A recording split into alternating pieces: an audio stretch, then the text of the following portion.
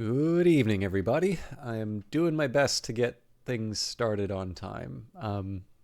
Not as bad as some of the other starts that I've had. And I mean, this would be consistent, I think, with my old schedule when when I didn't have such a big commute. But with that in mind, I still kind of wish I could could be a little more on time for everybody. But I am quite interested in seeing what today brings. So I've got Phantom Brigade up, but we are going to be doing the capital fight. There's a couple of decisions that I need to make before fully committing to the fight, and we'll talk about those before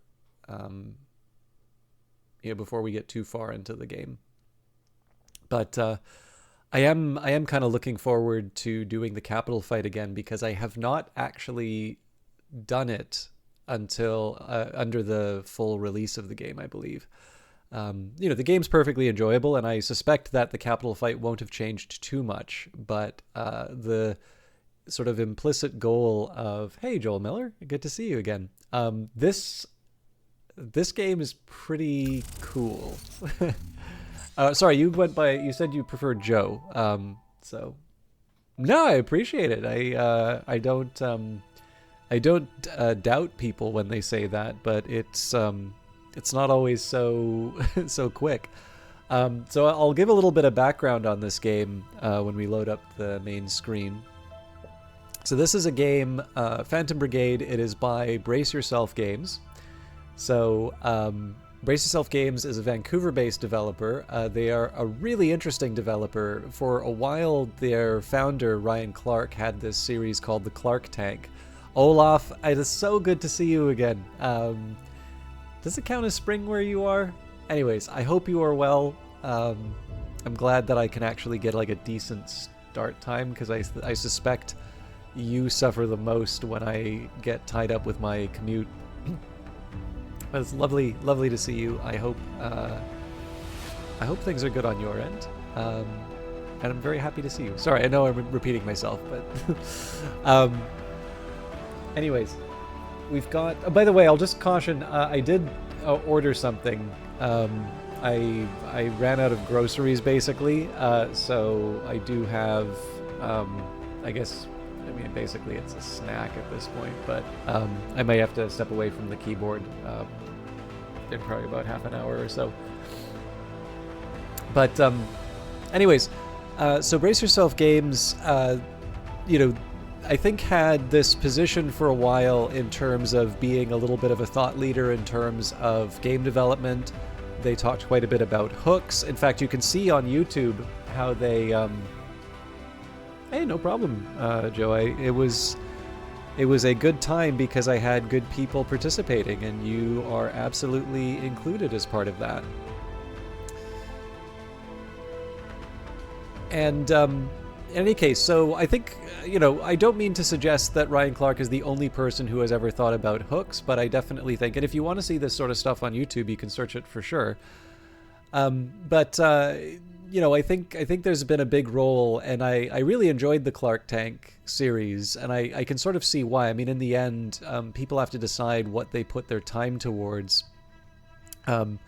But there's still a very good community in the Brace Yourself Discord, and as far as the games are concerned, so they sort of arrived on the map with a game called Crypt of the Necrodancer, which is still getting updates.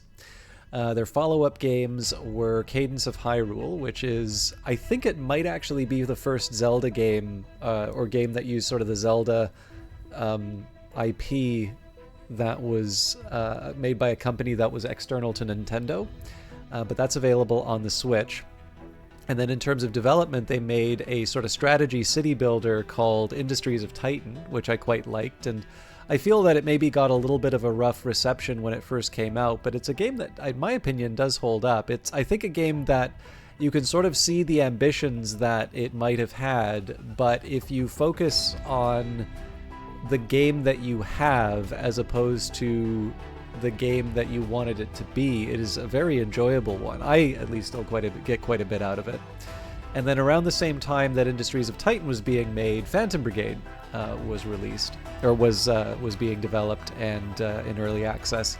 And this is a turn-based tactics game. It has this nice sort of simultaneous turns mechanism. If you've ever played a game like Frozen Synapse, it plays out a little bit like that, but in terms of gameplay, I would say it's closer to Into the Breach.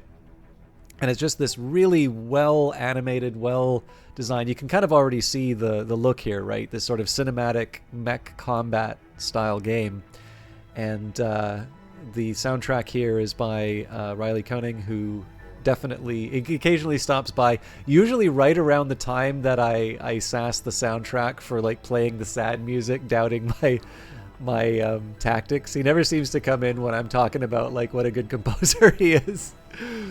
But in any case, we actually had a couple of the developers on the stream a couple of weeks ago to talk about the game. It was I found it very interesting, at least. And yeah, overall, I'm very, very fond of these developers, not just because they're Canadian, but because they make great games. And they have also expanded to publishing. So they published Cobalt Core, Godless, and Super Raft Boat together. And then they will be releasing Rift of the Necrodancers, sort of a sequel to Crypt of the Necrodancer. It's a different style of game, and that will be published by Clay.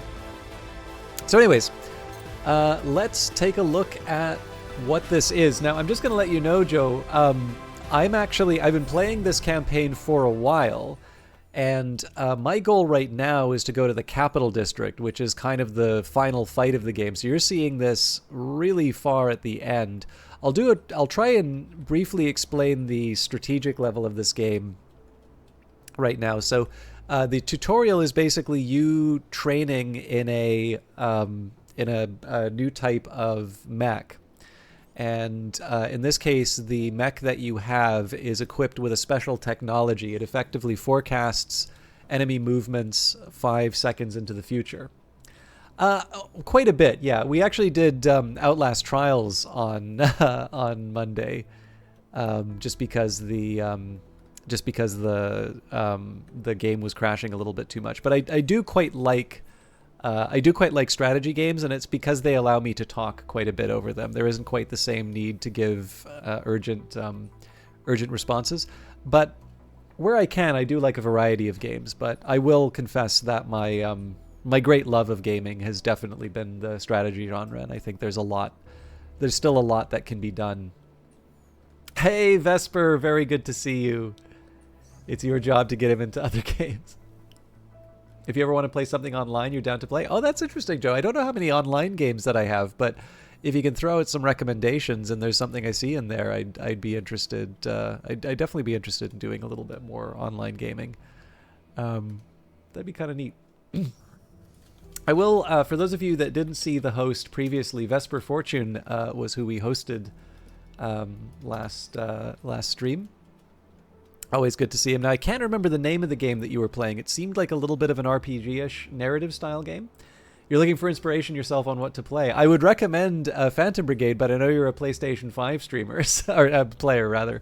So I'm short on recommendations on that front, but Vesper is a bat of fortune, plays a wide variety of games. He's actually the first person I've seen play Persona. Oh, it was Little Goody Two Shoes. Thank you. You mentioned that in the stream before as well. I just have a terrible mind for these sorts of things. But I've had a lot of fun. He actually occasionally does pure just chatting streams. He did one on the Satanic Panic of the, I guess, 70s and 80s. That was quite educational, and I remember one of our viewers, Oswin Meow, actually found that really fun. Yeah, I'm sure we can find something to. I'm sure we can find something that'll fit for you, Joel Miller. I'll think a little bit about it, but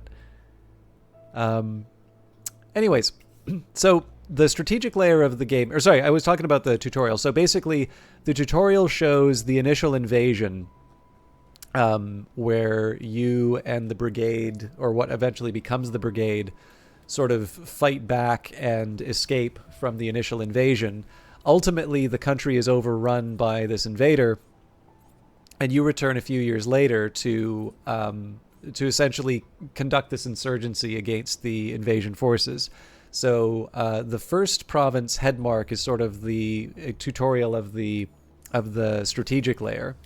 And from there, you sort of go from province to province. You develop enough escalation for the home guard, the sort of resistance forces, to feel ready to strike. And then you assist the home guard in liberating the province.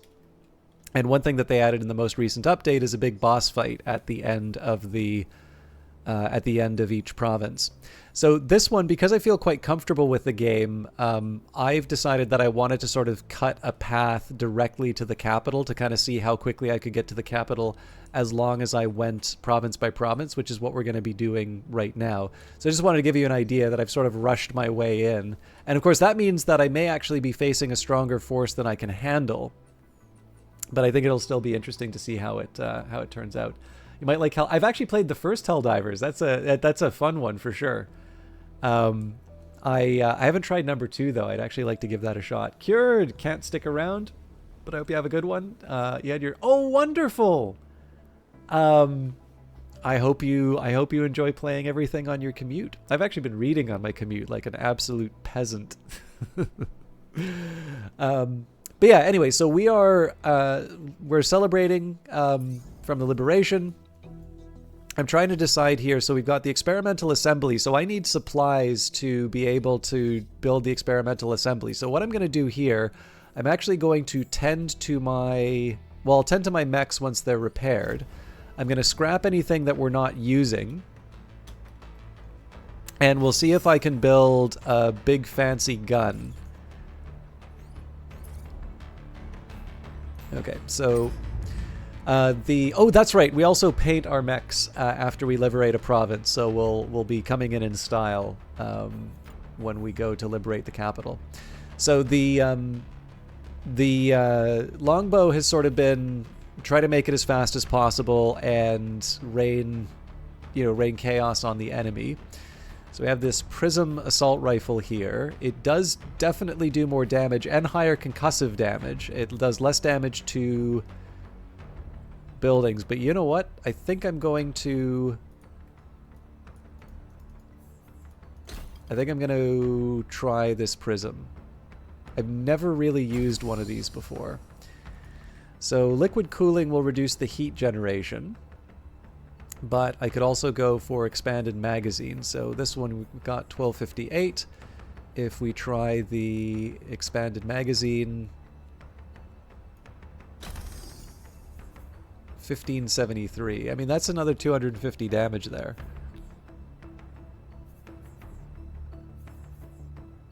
But we do have a lot of heat generation compared to the burst.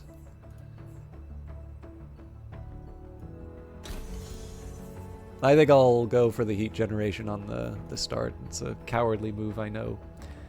Mad Dad, good to see you too. I hope you're doing well. Now, is the Spark really the best gun that I can... At the very least, the demolition payload feels like something I should switch out. That one can get an expanded magazine. Okay, so I've got the reason why I wanted to be cautious about heat was I'm using the overdrive core, which has a small heat capacity. So what I might actually want to do here, I should maybe go for a standard. The capacitor helps me with the heat capacity too. Now compared to the standard, 15 heat dissipation, 100 heat capacity. And 80 power, so let's see what we can find. Okay, so the takeoff is kind of interesting because it has extra power but lower heat dissipation. So let's try throwing that in and see if we can maybe find something more interesting to work with. Then there's the amplified. Ooh, I like that actually. We're gonna go for the amplified. So I think I'll still keep the capacitor on this one. Now I'm giving up speed doing this, so I need to be pretty careful.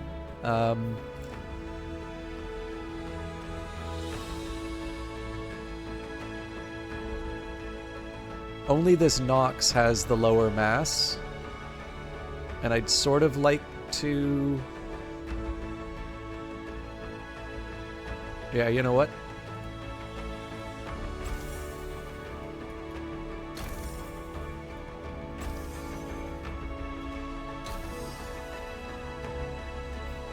So that restores it to 28 on speed.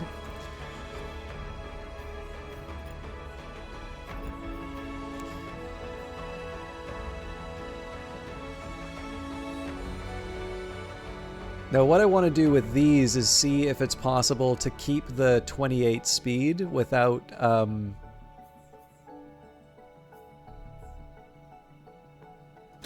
yeah, even getting rid of the light. Well, what about if I went for hollow plate? That's 27, so no, we're gonna stick with light. The Blackbird arm, now this is the left arm, so this isn't as important. So it looks like the Tsubasa overall is better, although I do lose the big capacitor, which I might want to think about. Looks like this Nox is also an improvement.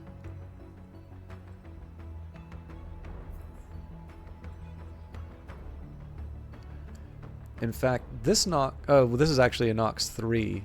I should probably hold off on... There's a lot of these that are actually really big improvements. So let's start with this Nox, just because of the heat dissipation. Now this is a mobility improvement. So here's what we'll do. We'll switch out the capacitor.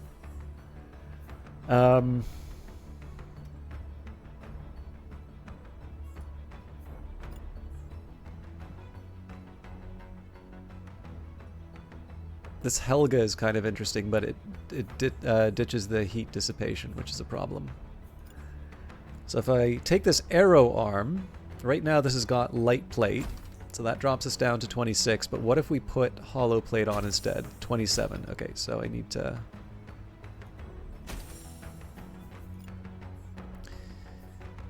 And let's see here.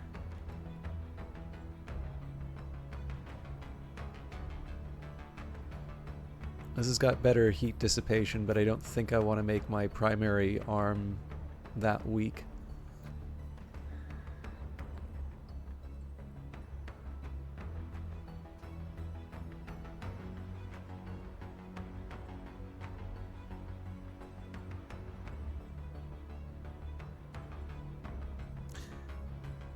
I do sometimes wonder if I put like light plate on this thing.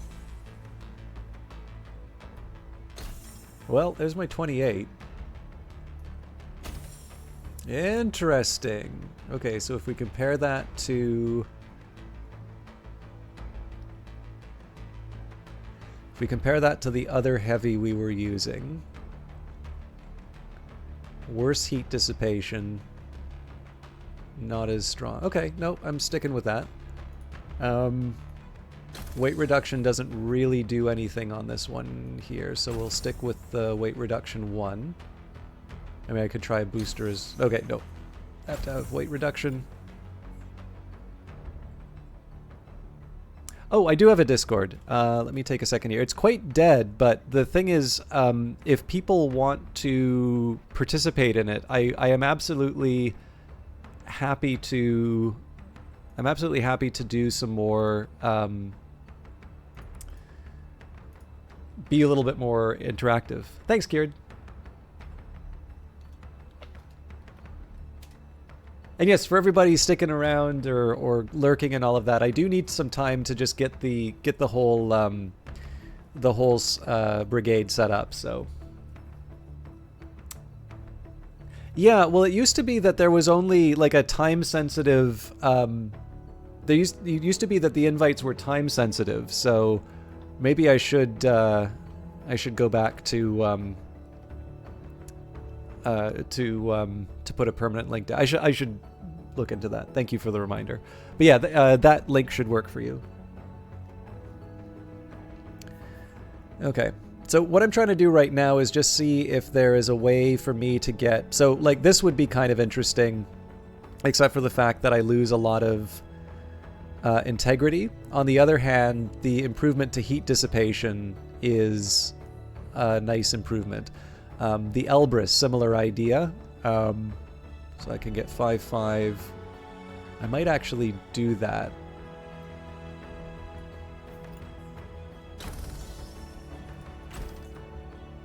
So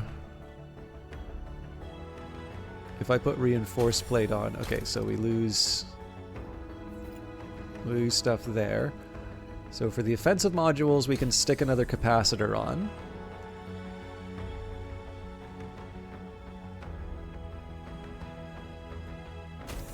Basic plate, we lose some weight. Now I guess I could technically switch out for light.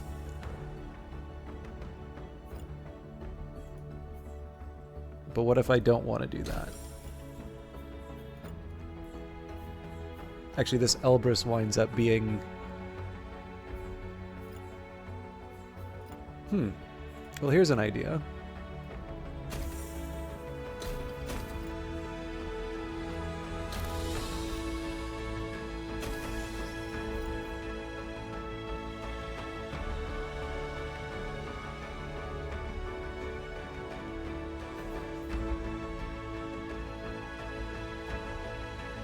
Okay, so this Nox is just straight up better across every dimension.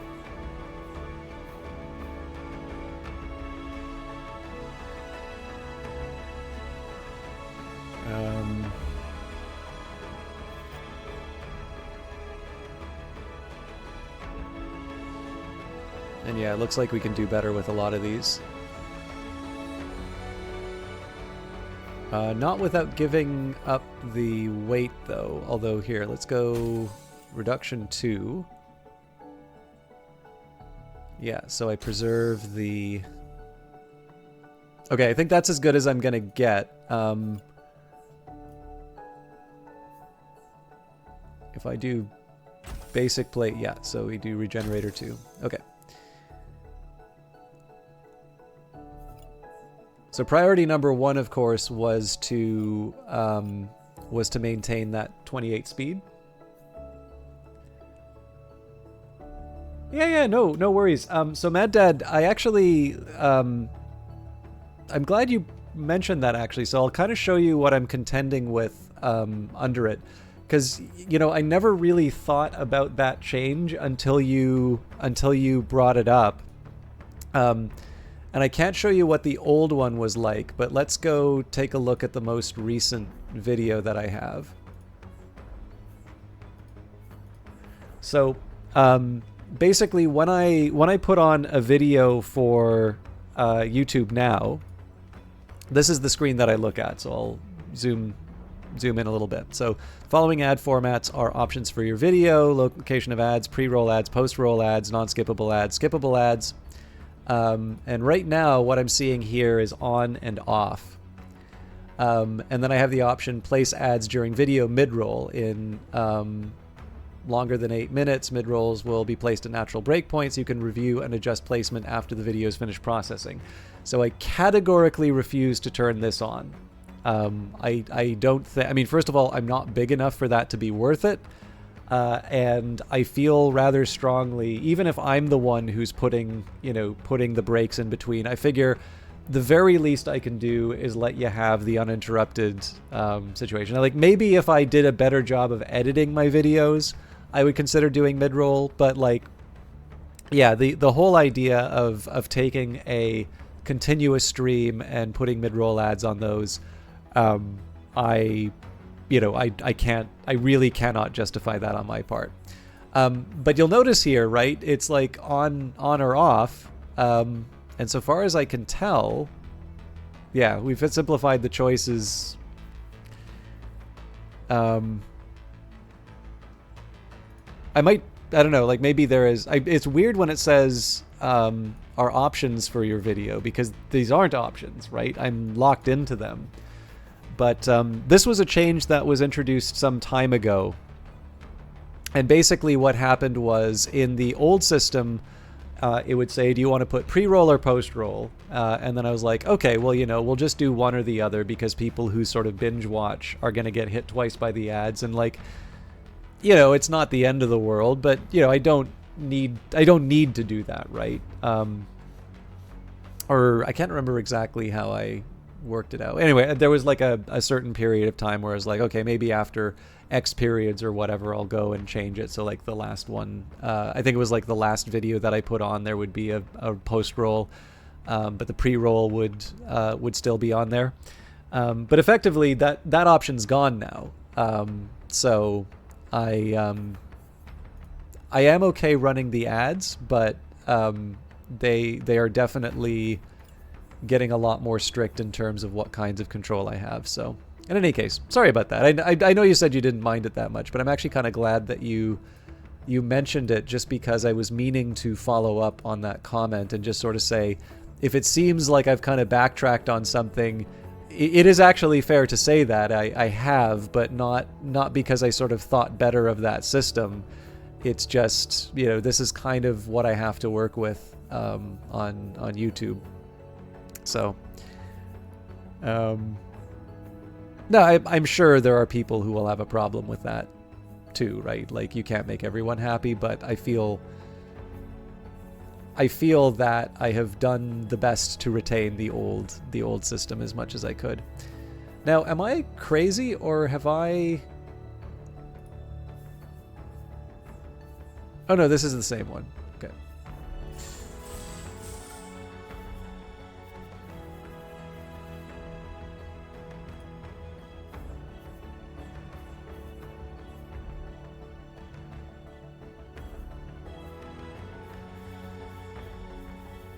Kind of want to go for something shiny if I can, but it's a little too neon.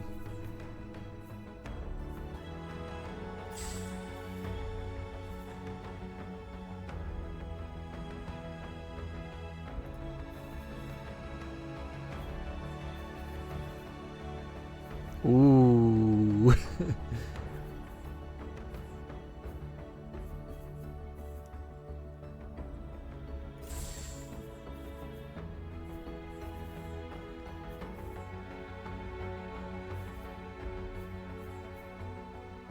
Actually, here's what I'm gonna do.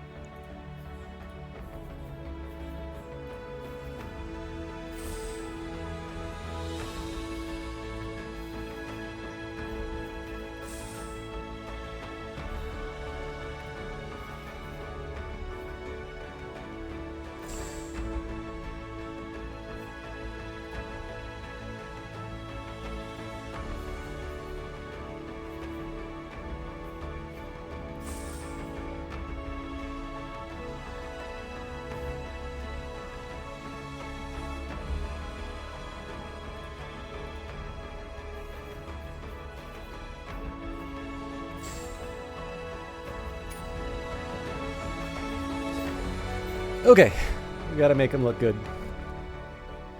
You were more into story games, it's actually, especially horror. That's interesting. Oh, here, let me... thank you, Madad.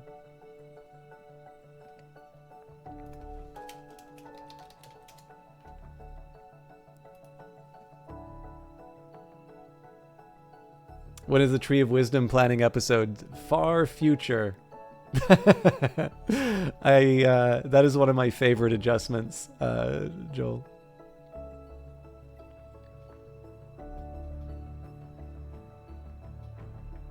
Okay, sorry.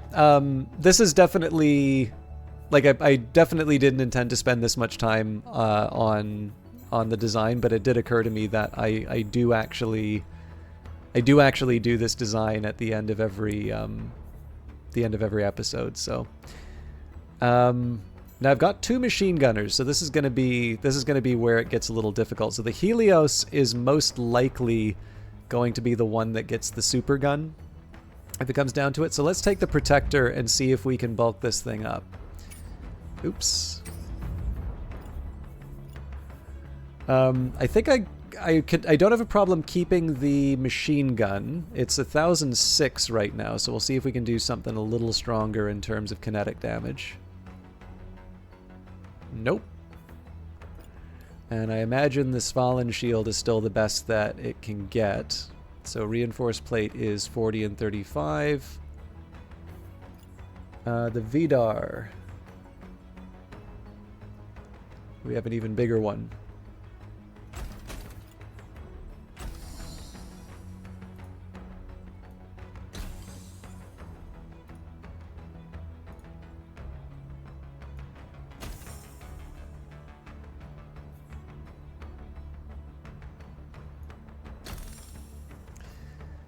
All right. Now legs. So the big thing about this one is we want to make sure that we are at, we still keep the heavy class, but I want as much mobility as I can get as well. So for instance, these Tsubasa legs are a little tempting because they make my speed go up.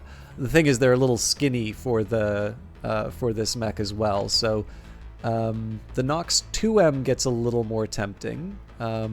Better heat dissipation, only they're actually lower on mass, but they have a generator.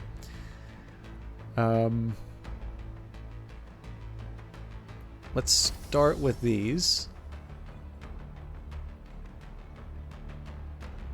These are also a big improvement, although I lose quite a bit of protection. I'm not so crazy about losing the protection on legs. Okay, I'm going to stick with that for now.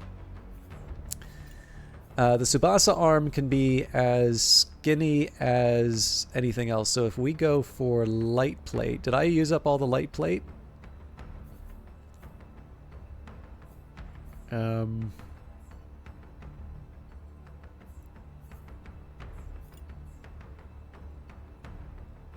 Okay, so better question. Is there anything lighter? Technically, this Helga arm.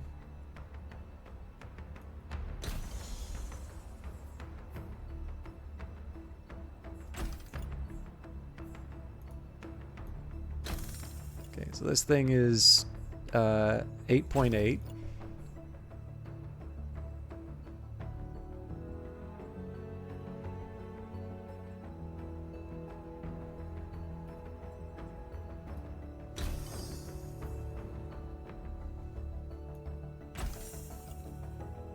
Yeah, so we get a bit more out of that. And this Elbrus arm.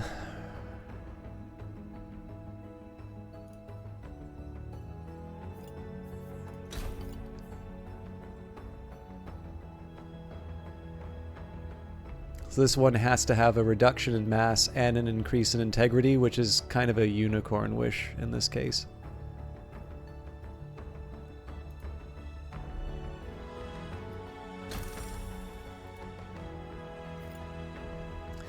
So, I mean, we got an extra 2 speed out of that. That's not the end of the world.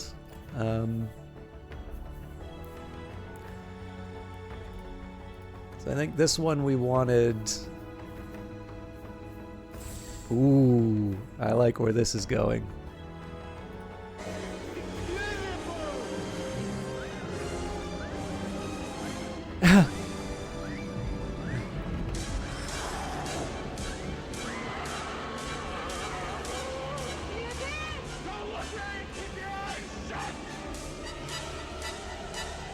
Thank you very much, Olaf. I keep forgetting you're usually occupied while while watching, so I'm sorry if I sounded very needy in terms of chatting with you. All right, thank you, Mad Dad. Or Mad Dad.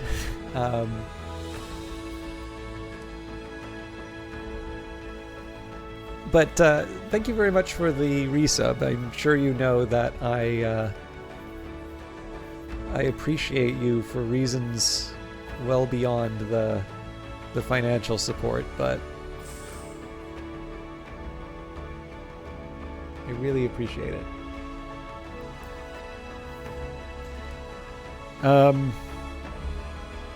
Okay, let's give him yellow boots.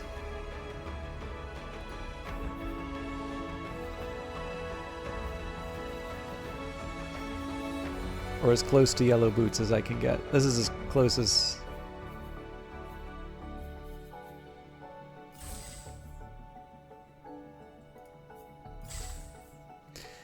I also want the shield to be big and bright. Oh, that's right. I think I actually went for a big, like, pink look the last time on this one.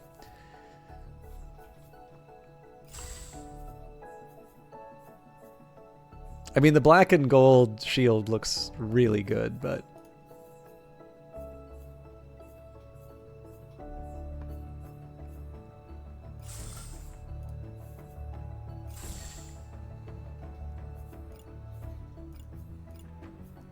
I'm not going to complain about this look.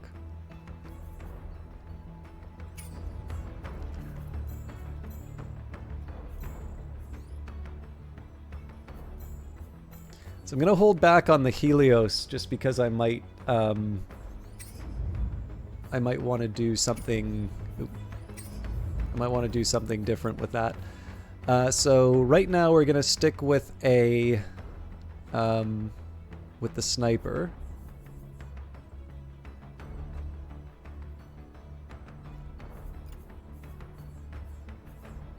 I can't see any reason to change out the weapon. So as far as the torso is concerned, we're largely at a point now where I want to preserve the speed for this unit, and with a 6 Elbrus, it's actually hard to see how I can really improve on this. So better heat dissipation with the Tsubasa legs. Big drop in integrity, though.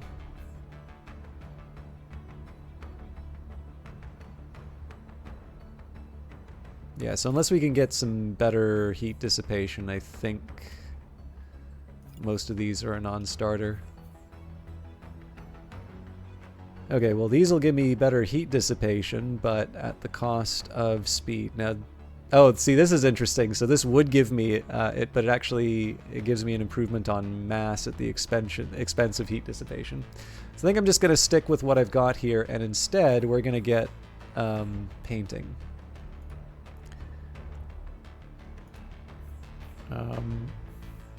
I might change the weapon, but we'll do that at the very end.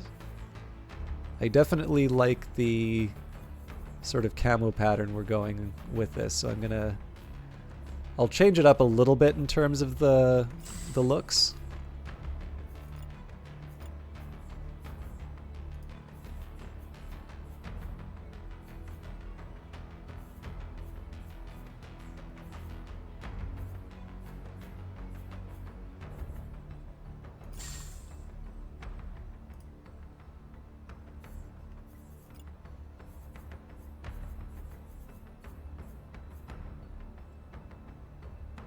It's very uniform right now.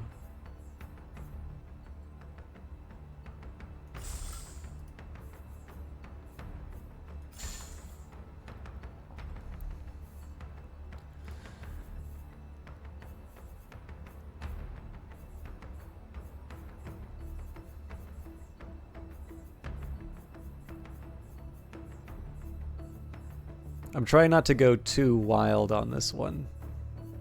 Ooh.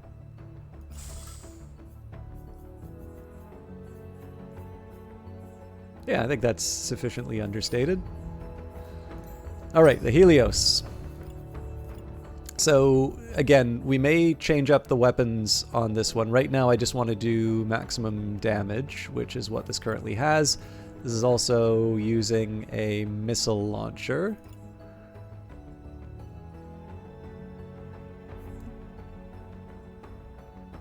And honestly, the only thing I really want out of this right now is the lightest bodies I can get.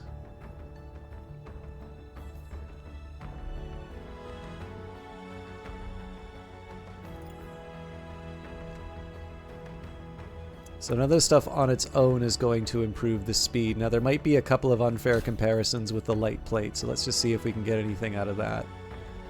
I guess technically this heavy arrow, but that's because it's got a light plate, so that's the one apples to apples comparison that I have. Now some of these are better for heat dissipation, but they come at the expense of mass. So again, if we scrap the light plate, well, don't scrap it, but temporarily remove it. Same story with this heavy arrow. Okay. I am going to paint this thing, but we're now going to go to the inventory and we're going to start scrapping some stuff. So no point in keeping this prism, and I don't use the Astra rifle, so those can go. Actually, let's make sure that we're doing this properly. So I feel okay scrapping these. Actually, not the fire starter. Okay, lower bodies. So lights, and let's say, so out of my lights, my lowest heat dissipation is 6.4.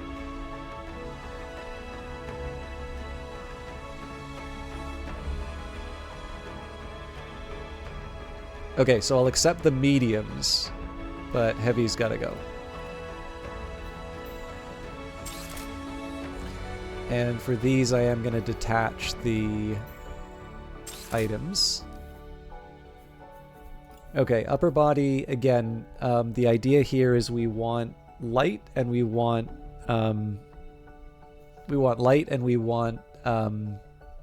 heat dissipation. So I can get 24-2. The VDAR doesn't work here. Yeah, so the VDAR and the arrow are the two that we scrap for this.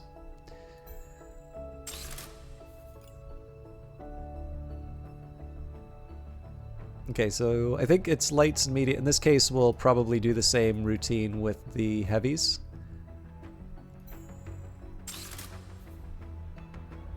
And I think that's it. So now what we want to do is take a look at the subsystems.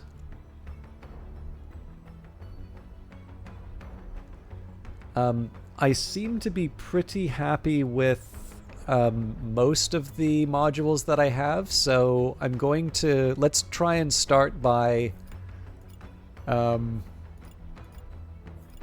let's start by seeing if we have oh, sorry, my snack has arrived. I am going to be back in a minute. I'm sorry it's been a long period of time in terms of setting up for the final battle, but it's not going to be too long of a break, but I do need to pick things up. So I will see you all in a little bit.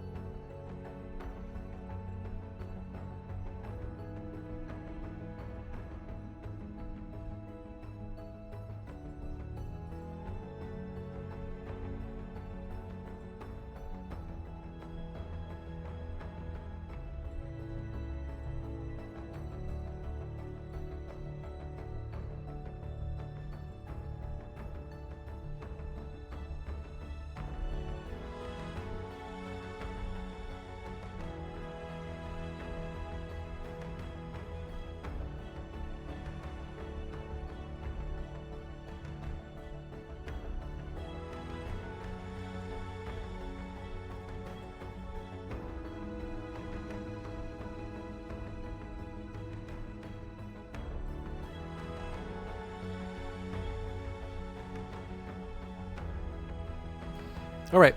Thank you for your patience. I am now up a sandwich and a brownie.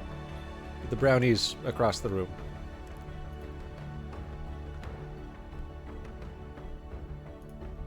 So, I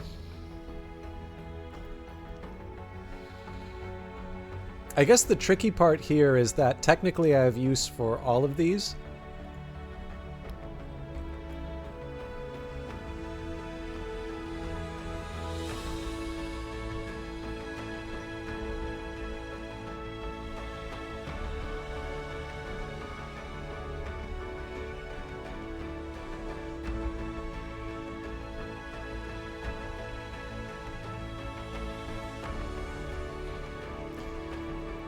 Let me just, okay, so we've got 1, 2, 3, okay, so I can get rid of the surplus generator here. 1, 2, 3, 4.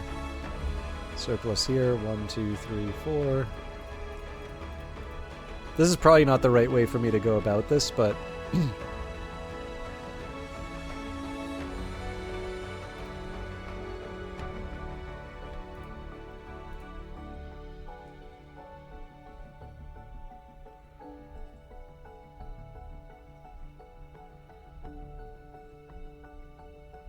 why are these divided? Okay, 1, 2.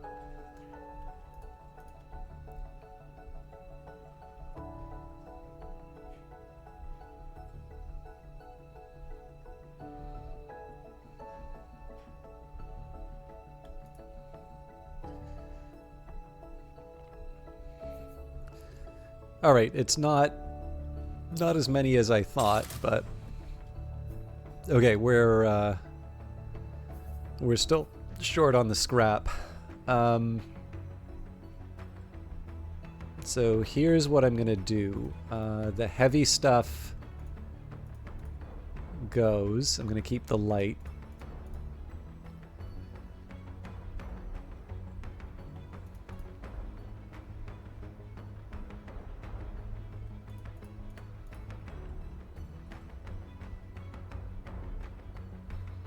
And any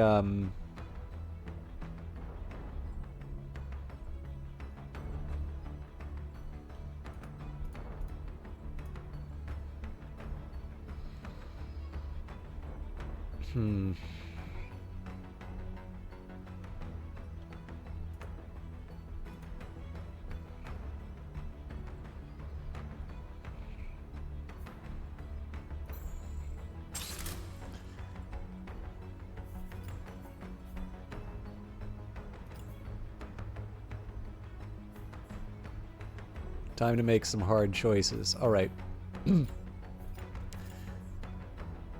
Lowest mast, highest dissipation. 6-4. 14. I'll maybe hang on to the Blackbird just in case, but we'll let these two go. Arms.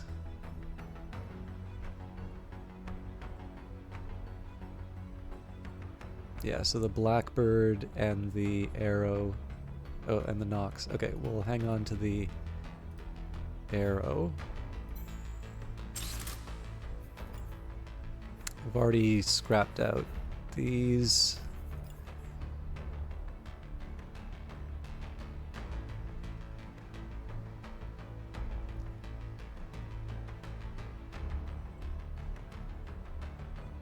Improved cooling is probably better on the Hakobu.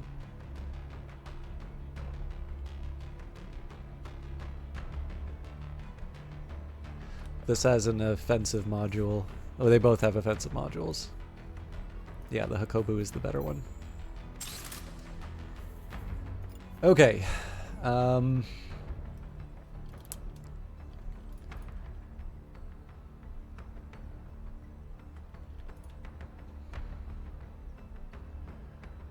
And I'm gonna get rid of the regenerators.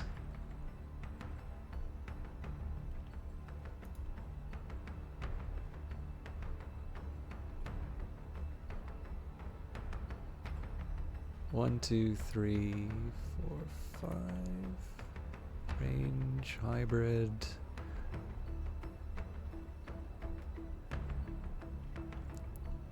We really only need one of each reactor now, so...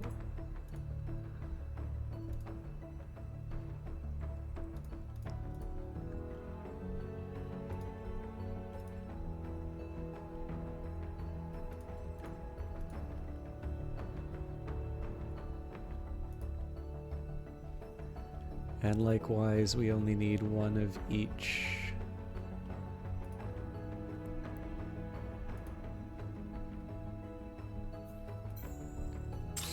Okay, we can build our workshop, or our upgrade. So we've got experimental assembly. Now, the catch here is what I want to build is the Vulcan. That's going to need 500 supplies. So the question now is, what can I give up to make that 500 supplies work?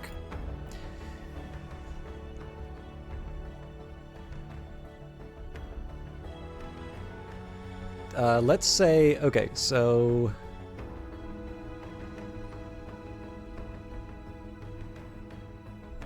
heat and power...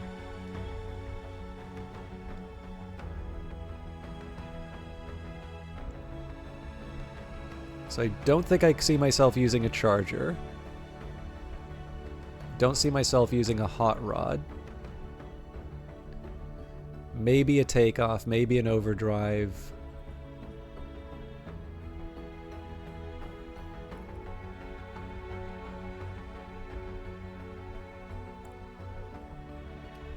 No afterburner.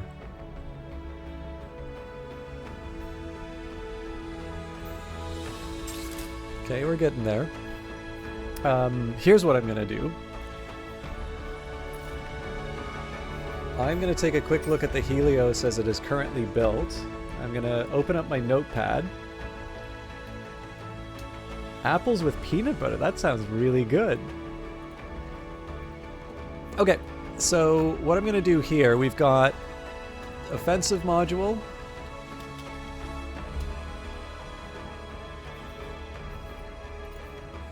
Mobility. Defensive. Defensive. Now on top of that... Oh, you know what's funny? We've already got a Hago. Okay, so I can scrap that.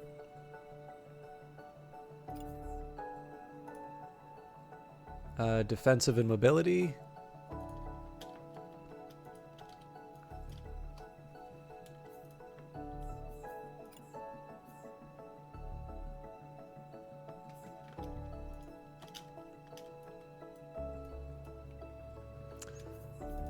Okay, so I've got 2 offensive modules, 2 mobility, and 5 defensive. So now we get to go back to our subsystems. So 5 defensive modules. This we can actually justify all of them. Now for mobility, we've got 2. So 2 weight reduction. I can't see... Like, maybe we'll keep the 3s, but I can't see myself doing hydraulics. We've got 3, 1 on mass, as opposed to 2, 3. Okay, no, I do actually see the logic behind that. Okay, but I can't see how I would use the Mark II hydraulics over the Mark III. Generator, we've only got 1 right now. Actually, what I should be doing, sorry, before I do any of this...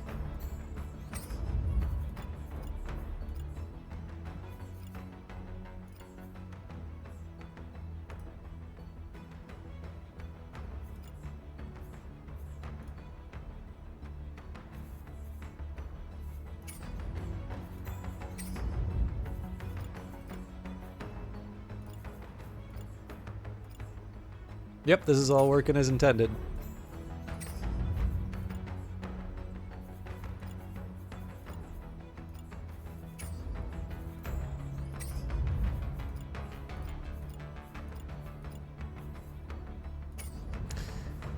Okay, back to the inventory.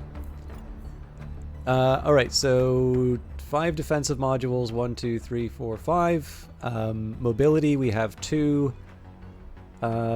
Okay, so if I've got 2 mobility, there's no way I'm going to use the Mark I weight reduction. So we scrap those. Offensive modules. So I can see myself using capacitors, but we only have 2 of those. So these capacitors go. It's ambiguous about the heatsink because this has a power. You're thinking about putting an orange in the fridge for later and grapes in the freezer because our AC isn't where... Oh. Oh, thank you, Vesper. I appreciate that.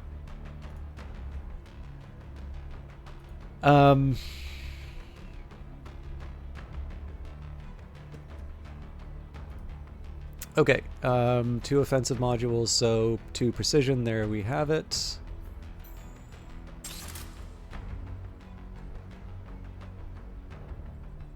Two range, 2 hybrid.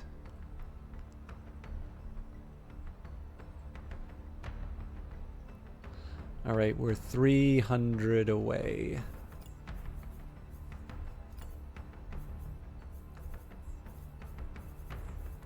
So we already know that we've got the Hakobu to work with.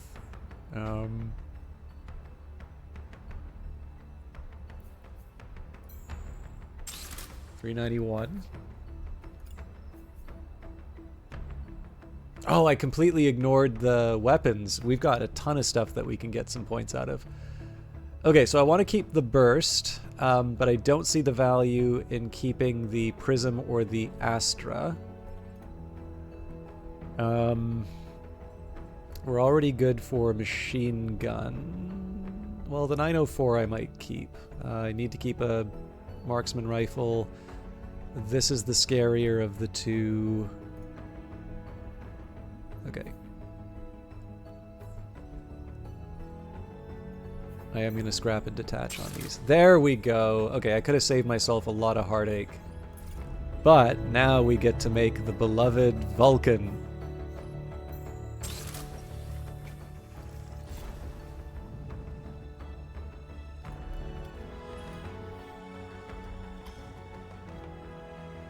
It'll be done at the end of our by the time our celebration's done, which makes me happy. I'm gonna feel slightly bad that Joe didn't get a chance to see the game in action, because obviously, obviously the strategy level is not that's not the main thing that gets everyone excited.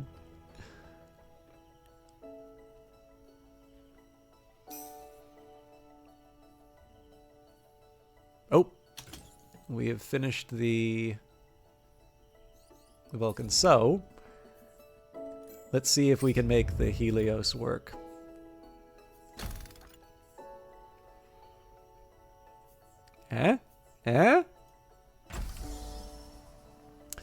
So right now this gets an improvement to projectile speed. I'm thinking an accelerator. So this, actually, shockingly, this doesn't do that much. It's a high impact more than anything. But let's turn up the temperature with the expanded magazine. So that's 883 compared to 1196. That's more like it. Now I can lighten things up by taking the fire starter, which I think I'm going to do. So right now we've got a capacitor for heat capacity. I think I prefer that. The amplified, yep, that's all about the damage. And with the sidestep, we can give up... Ooh, yeah, with the reach, I think the sidestep is the better. Alternatively, so right now I've got a long dash at 41, so that takes us down to 27. And if we use the reach... Right, not the reach. So 27 with the sidestep, 31. We've got a decent enough speed. This is a little surprising.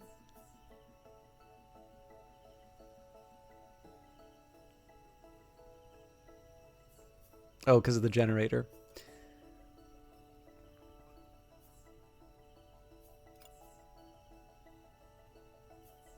This Nox arm I might be willing to switch out for.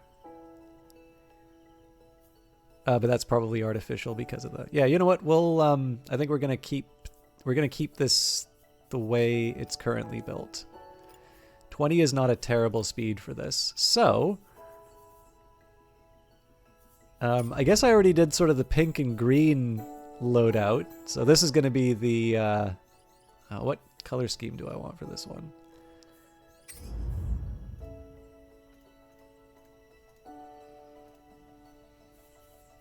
Neon? Ooh, actually. Oh, there's not that many oranges. Blue. Yeah, blue.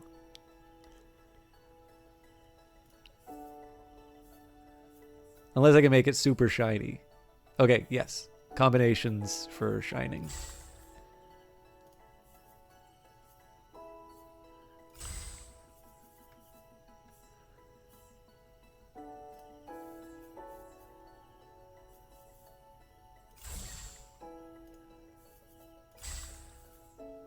And then the legs will be darker blue.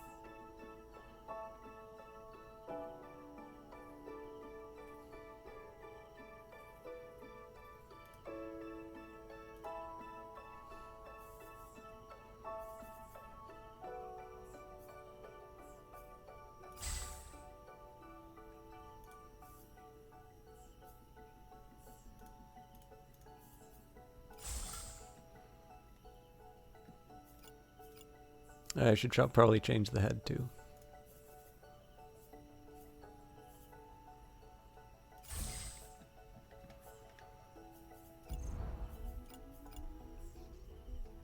I don't know. I kind of like it.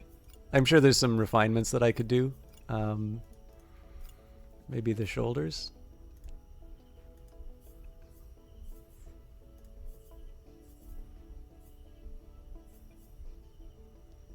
Oh, that's an idea, actually. If I put the right one, right upper arm.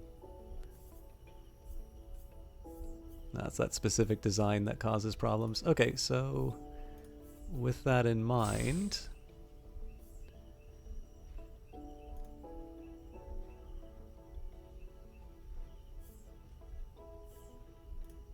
I think that works for me.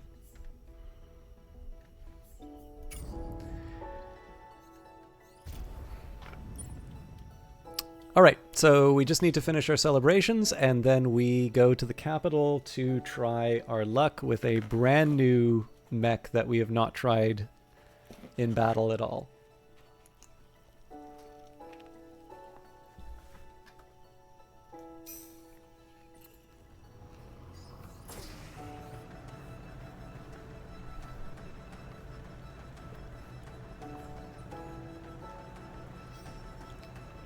So I'm trying to snack where I can between actions. Now I don't think in this region there's going to be people sort of coming to get me.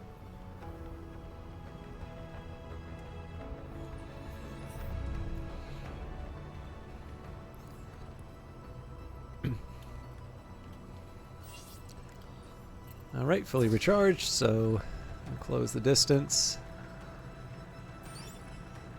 Oh, it does see me.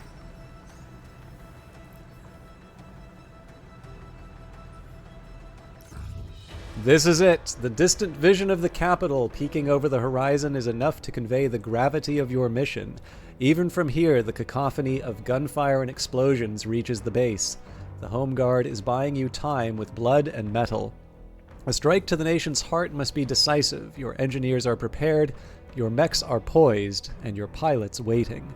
The battle will not be brief or easy. Make sure you are ready before you join the fray. Begin the assault. Do as liberation compels.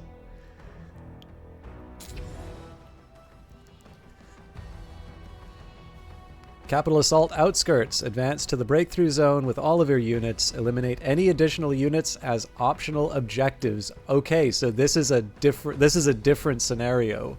Fascinating. I am so screwed with this loadout.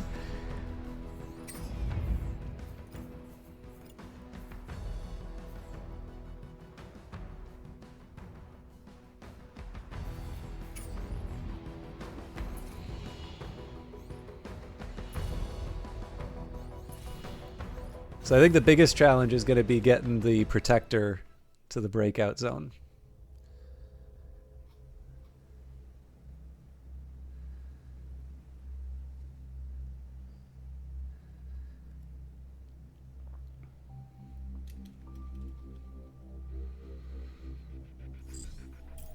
Gatekeeper actual to all call signs. Phantom Brigade is on site. Eliminate with prejudice. We'll find out what it said.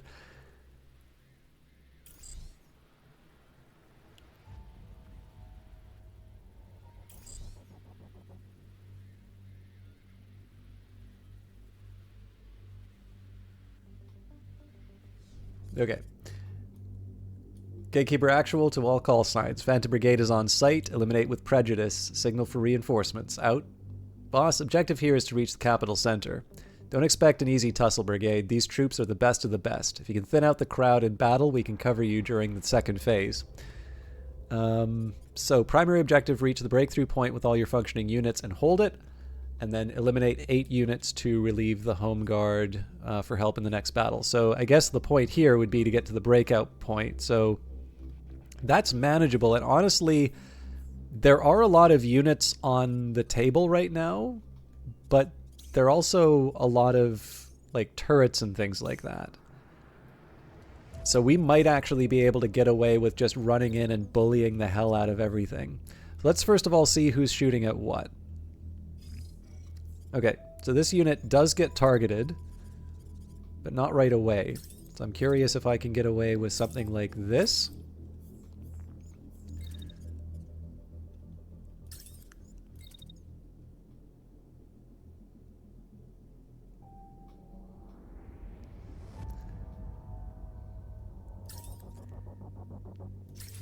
And then turn and fire on them as they get closer to me.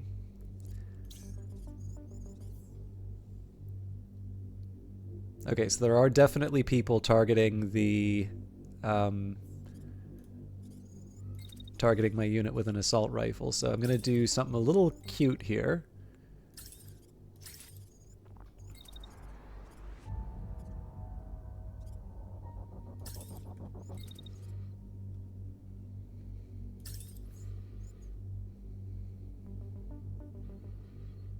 Okay, so hopefully that keeps me protected. And effectively, I need to run like hell at this point in the fight.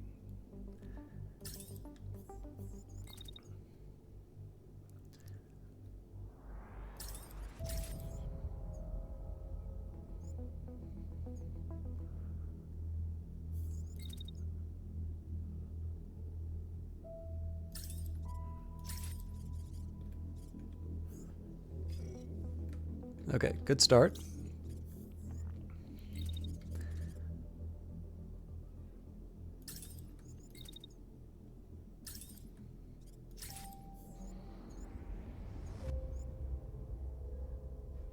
Now this is a challenge. So this thing is shooting a sniper rifle at me. I need to take that seriously. So as an alternative...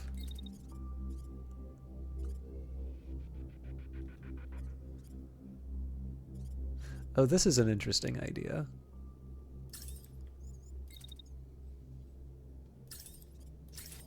No, but I'd be shooting through the building.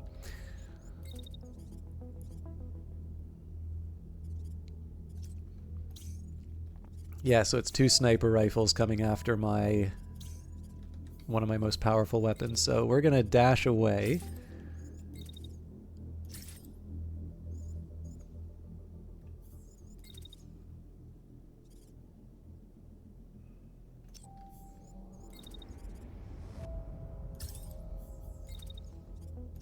I don't want there even to be the slightest risk of getting hit by one of these shots. Okay.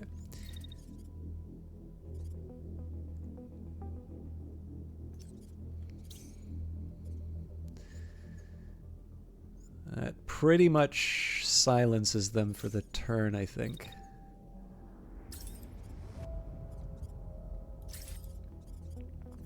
I'm thinking maybe there's a way that I can...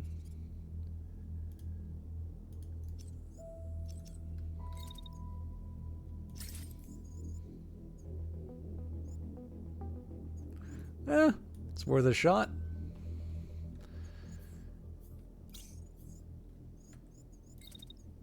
But what I'd like to do is take a bit of pressure off my team. Now, clearly I can't do this while my unit's moving in front, so we're going to advance the movement to make sure friendly fire's not a possibility.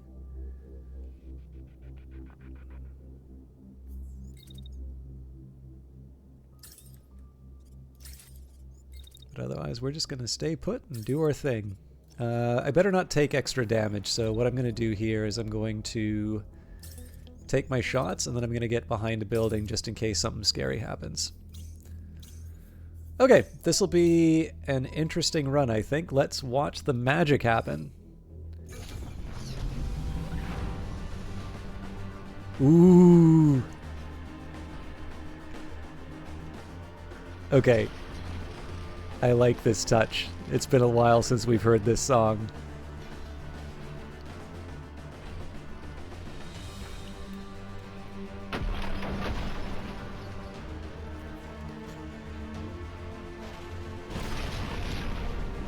Good start.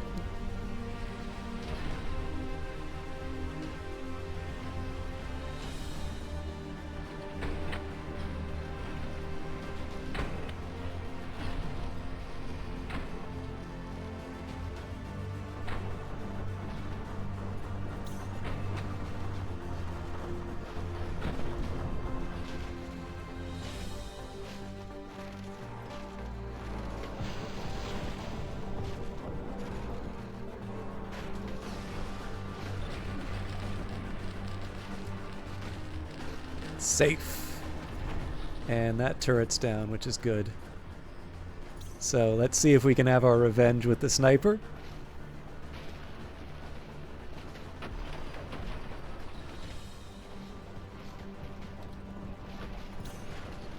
Oh, God, that was close.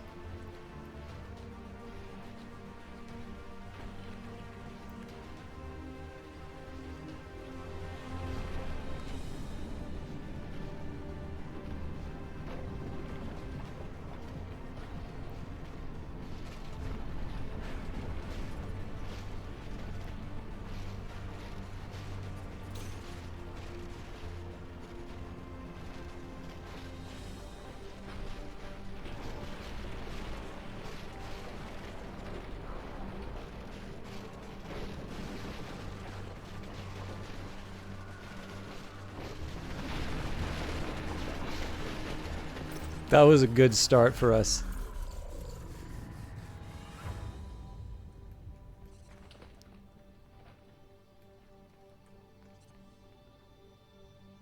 So look at what happened to that building. That's why the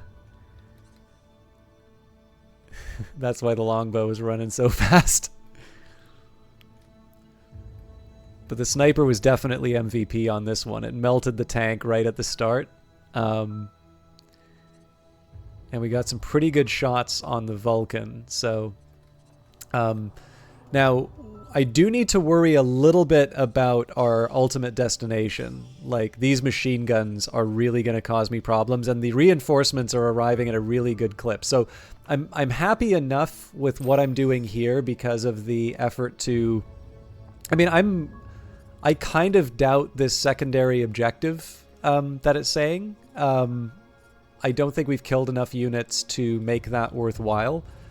I mean, I'm fine. Like, I'll still focus on my current priority. But all right, so this is the new This is the new person on the I hate you list. So I want to see if I can. Yeah, no, I need to get out of there immediately after.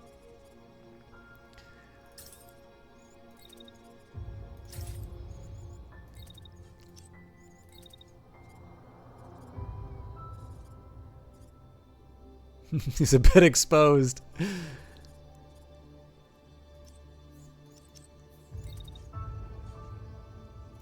Oh, too hot.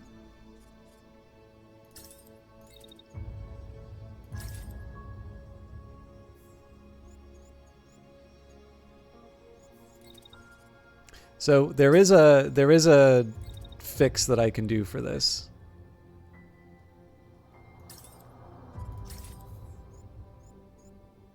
So that protects me for the little bit that I'm not fully covered. But the great news about this is this opens up a possibility for my sniper.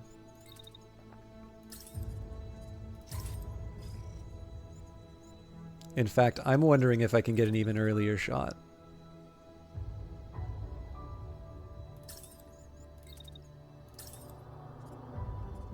Not as good as the others.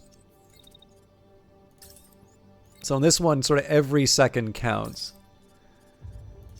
All right. Ooh, I don't like what I see there. I'm going to risk it because that does give me an opportunity. I'm probably not going to need it, but having the opportunity for a second shot like that is a big one for me. At which point I need to start thinking about how I move through the level. Now, this unit's kind of suppressed the way that it is, so I think what I'm going to do as an alternative, I'm going to focus my attention on this unit.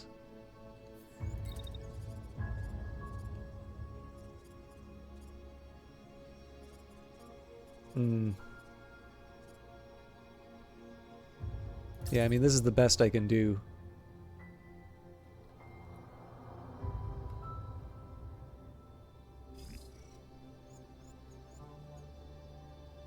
This is going to create problems later.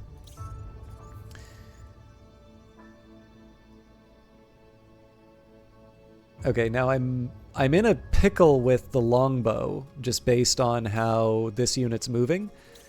I'm going to try and go aggressive to get myself out of this. Okay, so that's going to fire at me. Mind you, it's a missile launcher, so I should be able to just dodge it.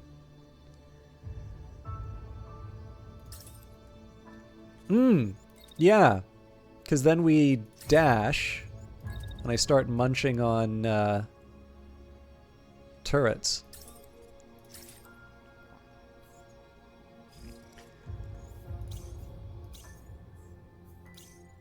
Okay, this is going to get a little weird.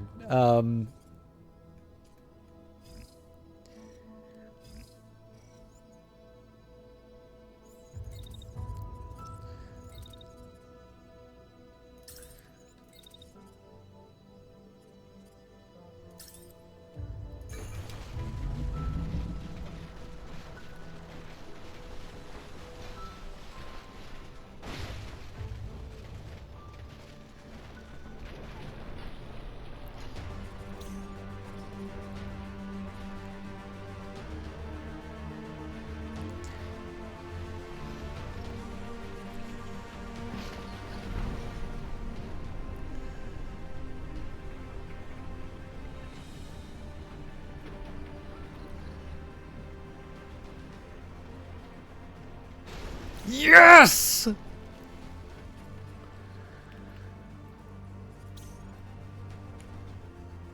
Oh, that is scary as hell to look at. Alright. I was betrayed. I was given bad advice.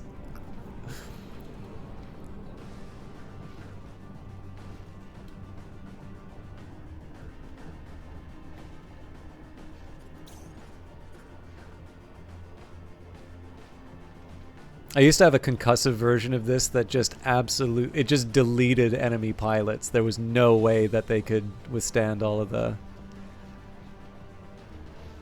concussive damage out of these things.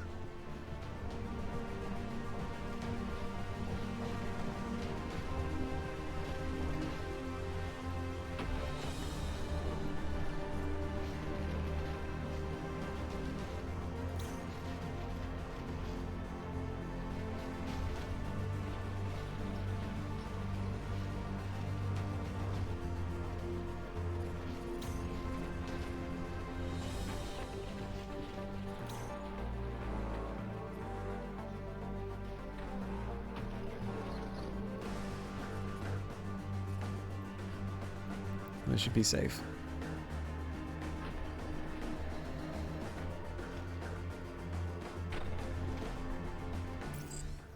All call signs priority message. This is a no-fail task. Do not retreat. It's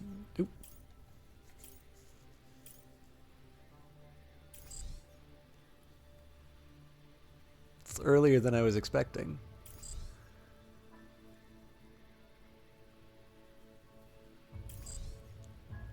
Oh Jesus! I wish it was a little slower in terms of the dialogue, but okay. We've got all call signs priority message. This is a no-fail task. Do not retreat. Do not allow the brigade into the capital center. Destroy the enemy. Out. Initial defensive line breached. All units advised. The brigade is pushing strong. Initial defensive line is breached. All units be advised. Brigade is pushing strong. Heads up, brigade. Hostile dropship reinforcements en route to you. Request all call signs available. Reinforcements needed at the second defensive line. Liquidator team is on scene. Moving to eliminate. Okay, so what have we got here? We've got an assault rifle, 2 assault rifles, a handgun and a missile, a submachine gun and a missile, and a couple more snipers on the way.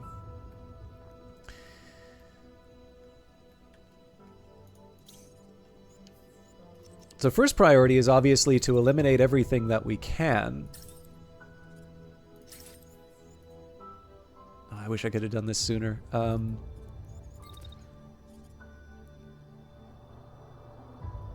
buy myself a little time. So if we can take out that tank, that's a big win for us. I'm probably going to want to pull back on the machine gun, but I'm curious if I'm able to translate that into damage to the tower, although that's not the most important target I could be going after right now.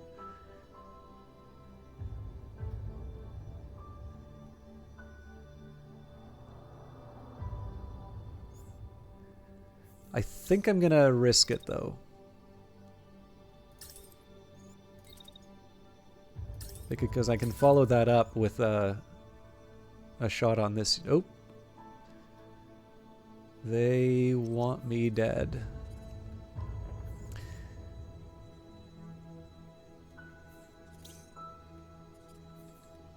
So how much damage does that thing do? 673.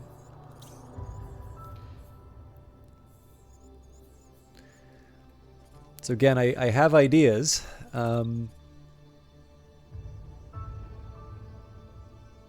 Oh, do I ever have ideas?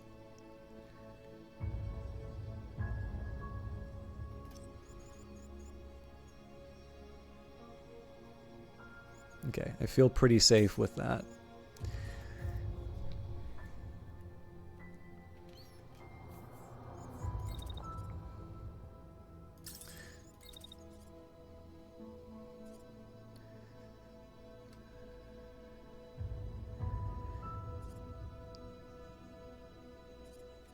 Okay, so there's a big question mark whether or not I'm going to take out this unit with the sniper rifle in time. So what I'll do as a precaution... Oh god, I didn't even realize there's this other team coming in. Okay.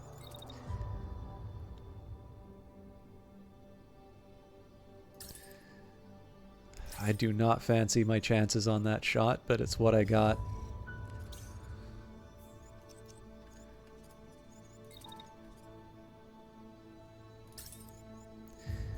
Okay, so if I just wait this out... No, they go after me right away. Okay.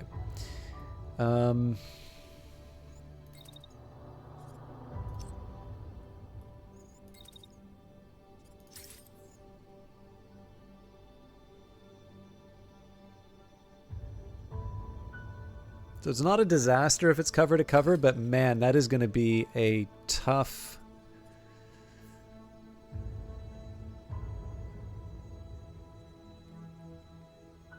I want to know where this thing is targeting.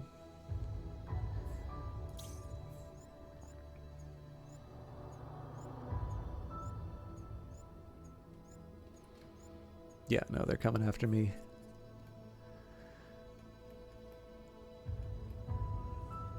And that attack actually works. So, like, they're trying to shoot through their ally, but I don't think I trust... I don't think I trust the advisor enough to put my unit in that kind of risk. Okay, we're out of range there. Jesus, this is a pickle.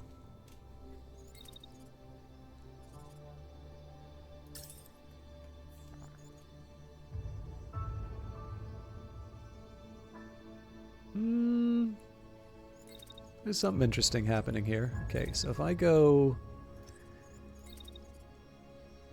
like that,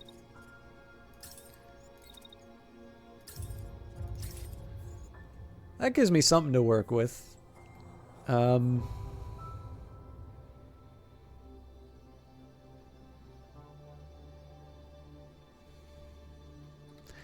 think what I'll do here is a precaution. Okay.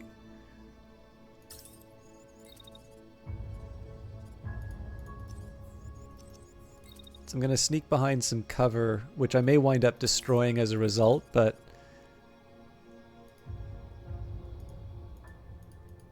Oh, they won't let me do that, huh? Okay. Well, I'll take my lumps and hope for the best.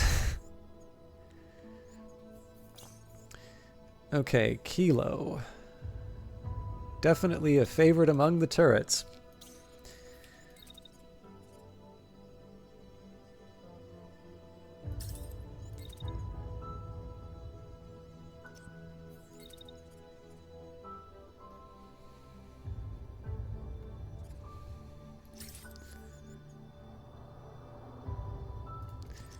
Okay, so most versions of this result in me getting attacked. So with that in mind, if I outdo it like this, and then I dash up, and I double back,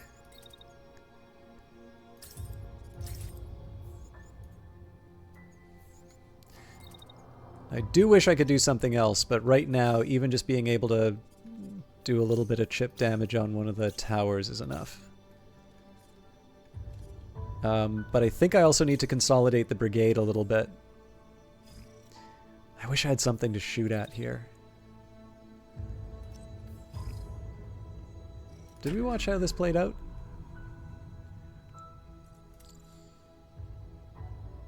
I guess we did because we saw that thing go up. All right.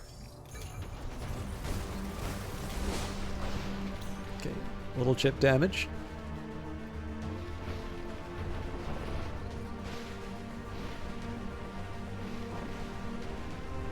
Good. It's not dead, but...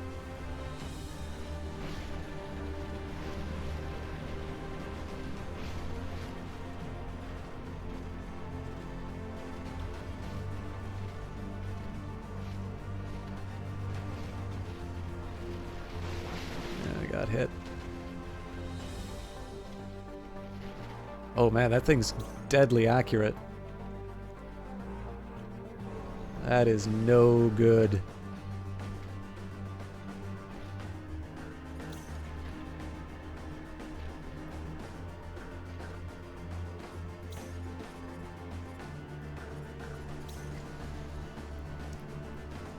I'm a little surprised this thing's still standing.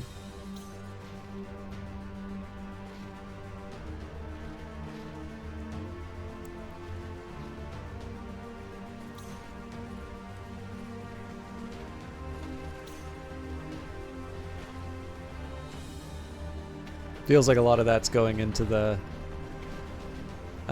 shield. Oh, but he's concussed. Good.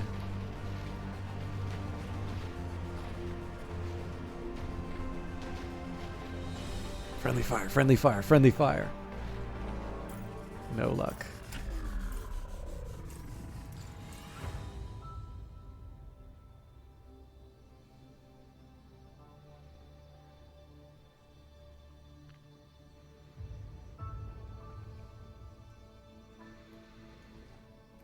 Okay, so we're going to need a little help clearing out some of the riffraff. I think we're at the point now where I should try and make a run for the destination, but I believe it said that I need to take and hold it, so I should expect a couple of turns of activity on that. Okay, so people are throwing rockets at me.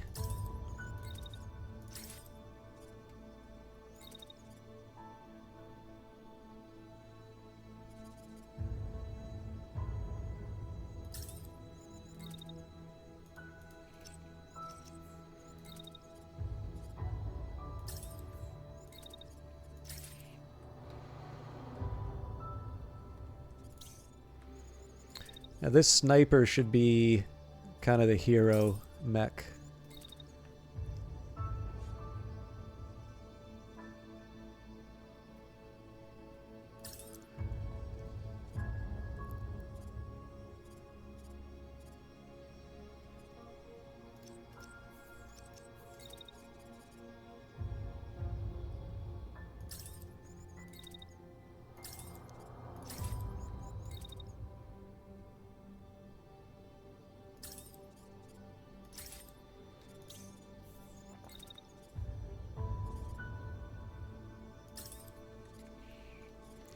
So I want to be a little careful on how this works, right? Because I have a nice opportunity here for them to do some damage to each other.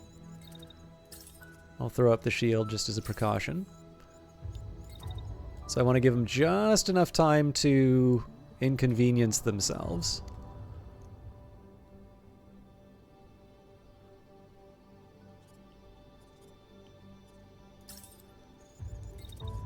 But I don't want to be moving in such a way that I... that I become a valid target. Sadly, I don't get to go on the offensive myself. Okay. So I think we need to bring Kilo back into the mix. Ooh. They are planning on Kilo being there.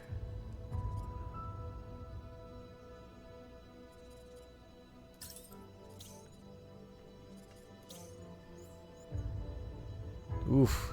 Okay. Okay, so if I stay between these two, I'm protected from the sniper shot. That kind of puts me out of commission for a while, so if I start the turn like this...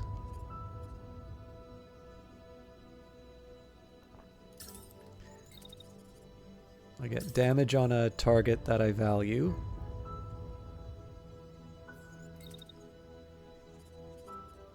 I can go out and around.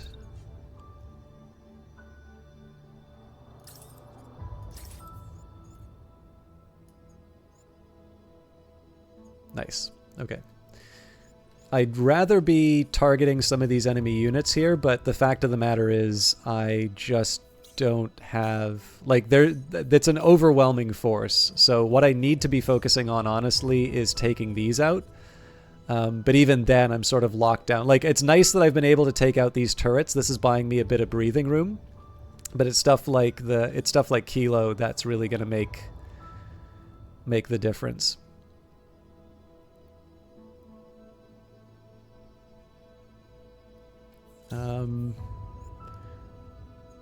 I don't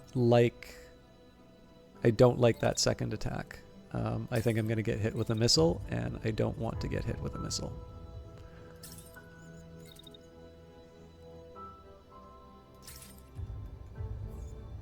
I think I'm pretty exposed at the end of this turn, if I'm honest, but I just need to... I kind of need to get out of this area where everybody's converging.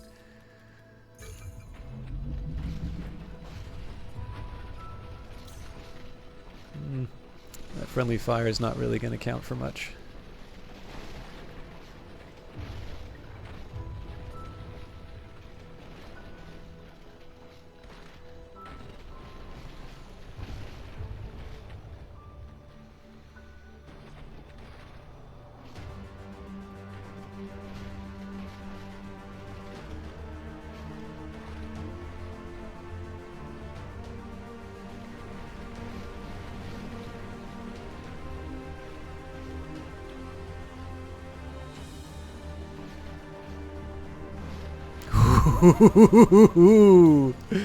That was a good one.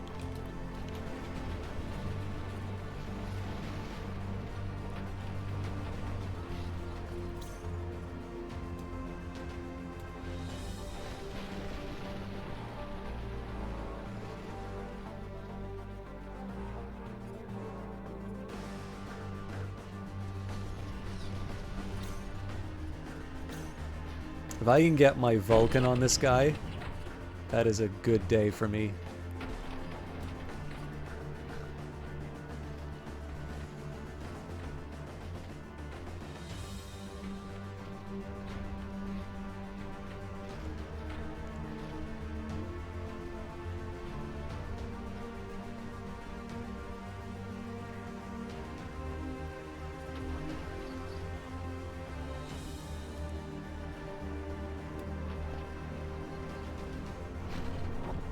So there are so many missiles firing around right now that I think I might just start everybody off with some dashing.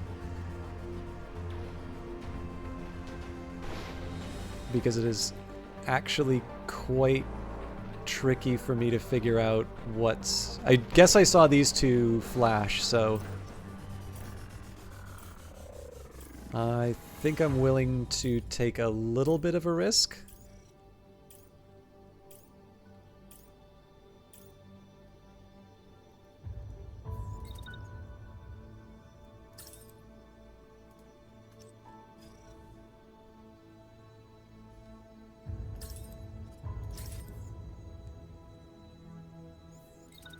Okay, so this is what we do here. So I got to think about dashing so that I can avoid the missile. Okay, that overheats.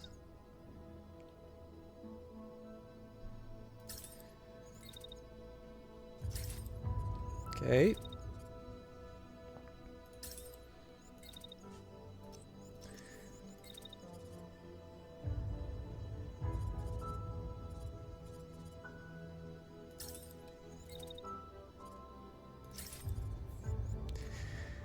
I gotta work with what I've been given.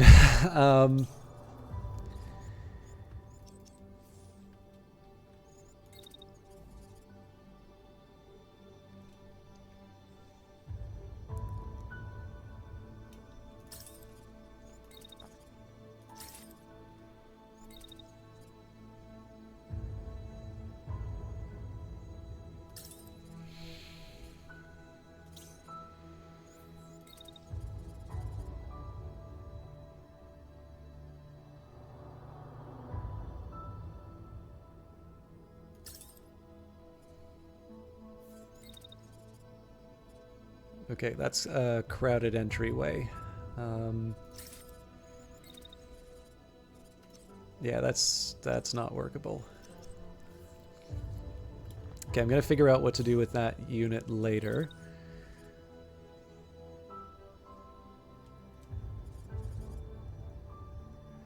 Okay, so if I try a heroic jump, yeah, that's not working. But because it's a missile that's coming after me,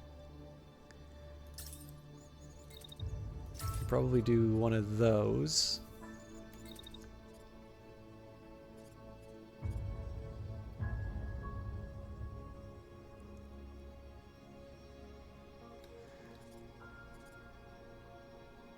Okay, so if I do that, who can I shoot?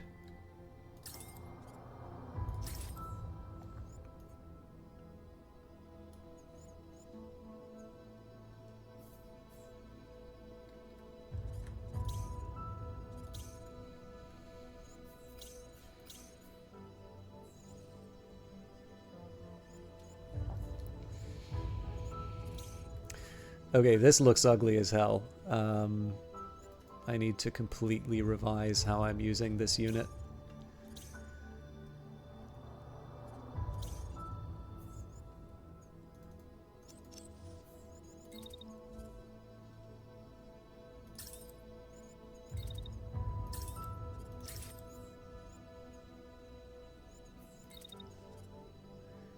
Just bash into the guy. Tell him to leave my ally alone.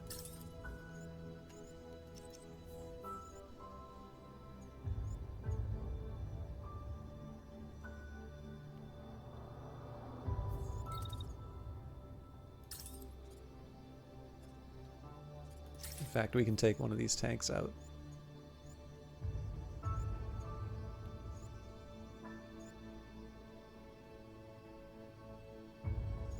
Unfortunately, I didn't quite work that out properly. So one of those, then one of those.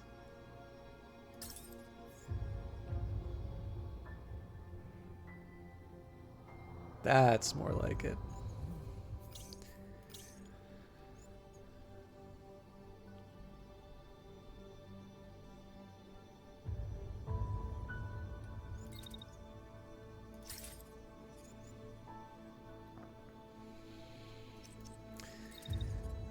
So I'm going to move forward and wait for the end of that missile. So then I hop up here. And I just honestly point this thing at anyone.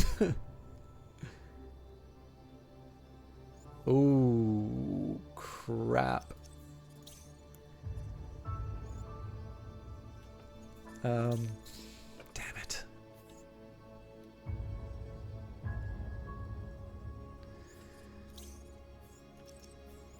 So what if I did something like that?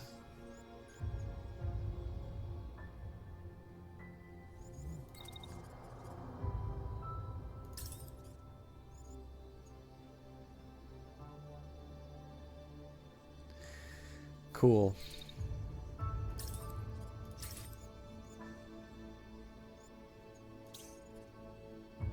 You know what? I don't need to worry about a handgun. I do potentially need to worry about an SMG.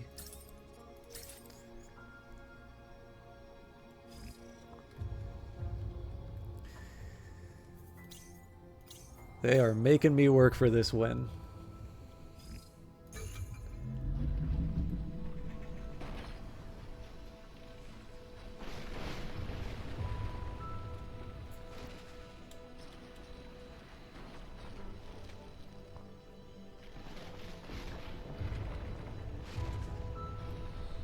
Yeah, so this doesn't offer cover anymore, basically.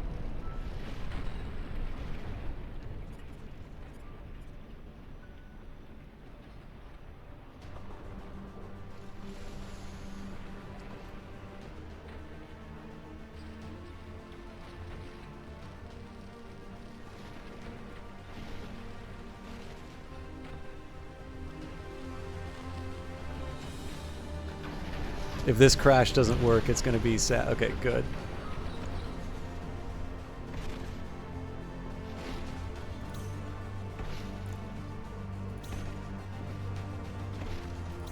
Now that's an unfortunate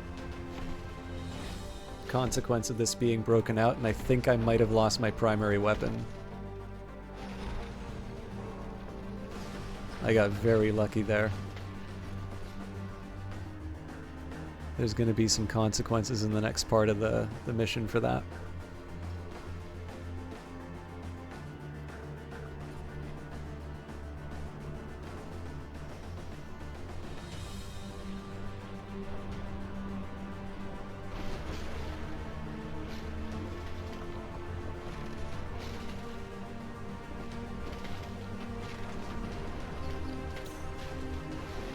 Wow.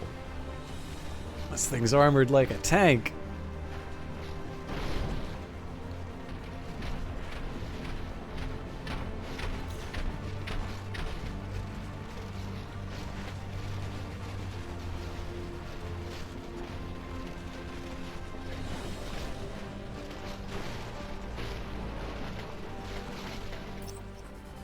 I think I just want to keep the pressure going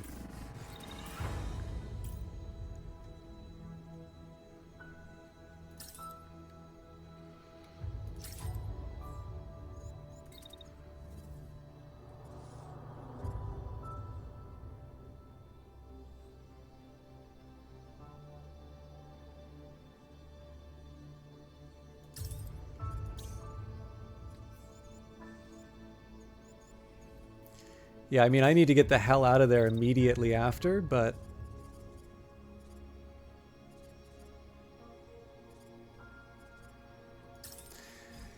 So the big question here is, can I get someone to take out this unit? It's a big if, but... So this is a missile launcher. So I'm thinking if I do something like this...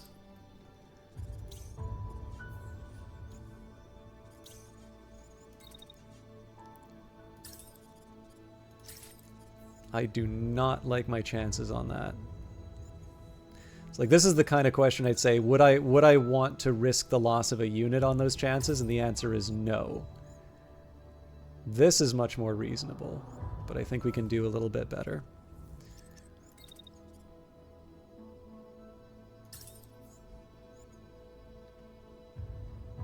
I mean, that's... Oh, there's no way I'm taking that that out, though. Okay, plan B.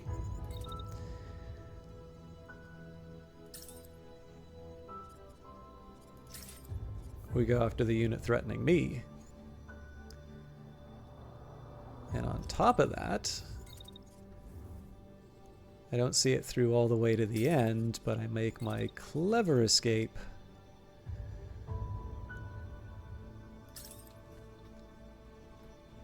Okay, let's make sure that timing works. That is a machine gun, so that basically, that kills that plan.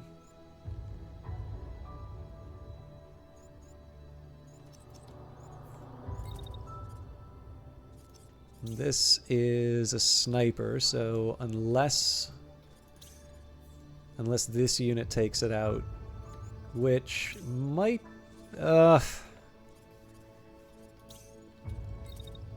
Not while I'm trying to save... Okay, you know what? Let's just rethink. We'll rethink the whole position.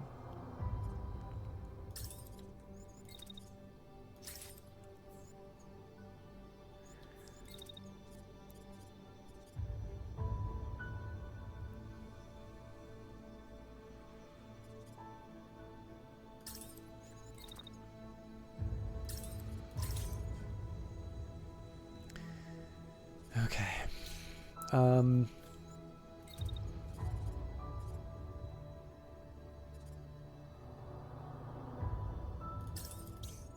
So again, because that's a machine gun, that's a non-starter, but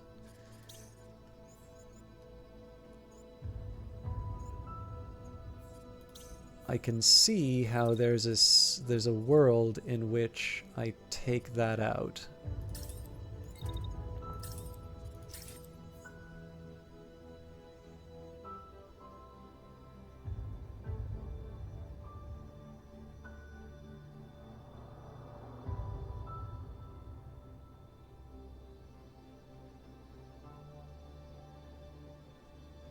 Okay, I see exactly how I'm getting out of this. Maybe not exactly.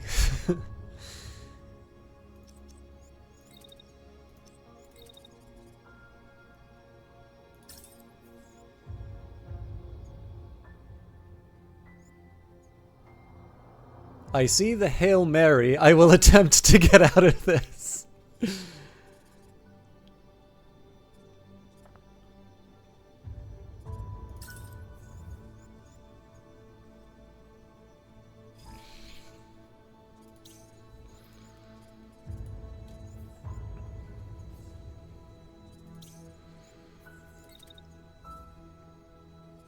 Okay, so we take the shot.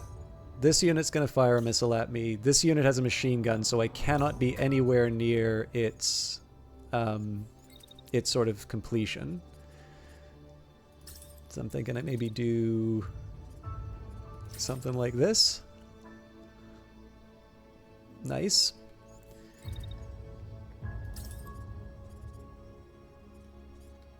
Now I don't have a lot of opportunities to take out these turrets, but that's going to be a separate concern. So now the question is, what do I do with this guy? Yeah, this is a completely different scenario from what I did when I first played this.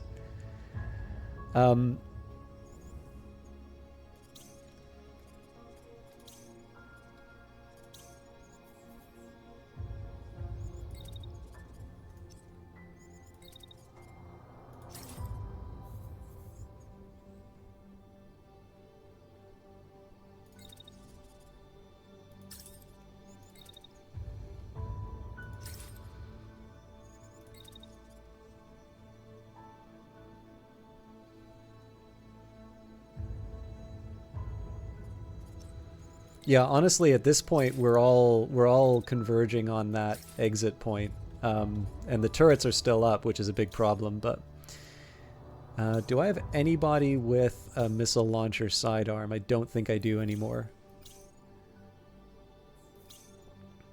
Okay, well, you know what? We'll deal with the consequences of this next turn.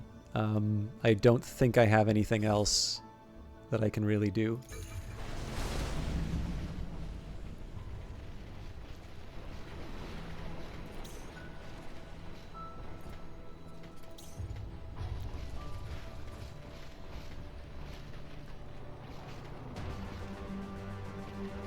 So we're just blindly shooting at this thing, hoping to take it out.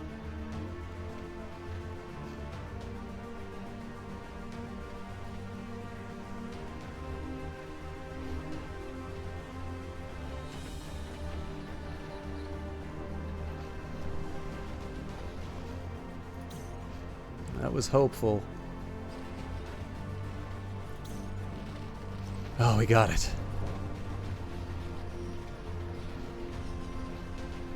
Oh no!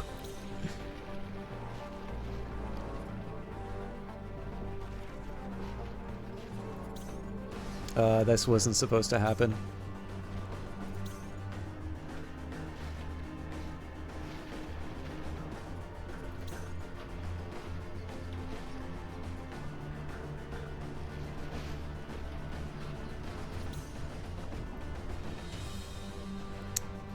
Okay, so the problem is that we might be able to get to the drop-off point, but we haven't really done anything to those turrets.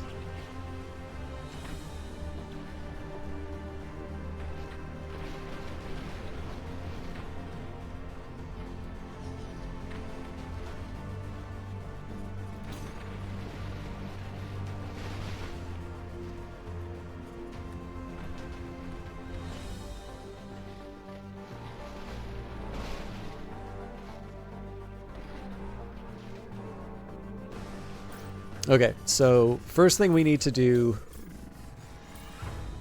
Well, okay, there might be something sneaky I can get away with.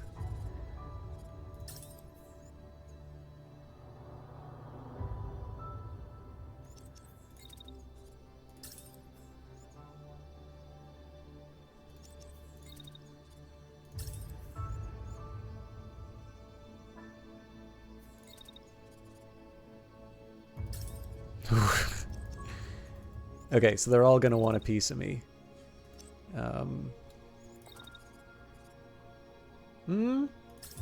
Okay, possibilities.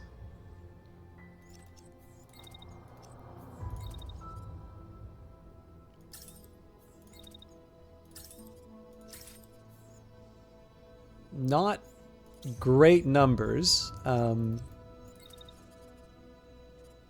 Ooh, not so good.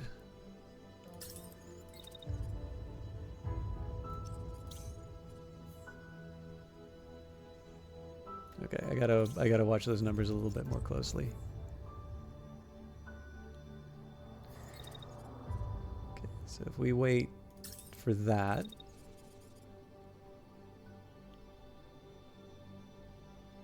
Now clearly I'm not going to do it this way.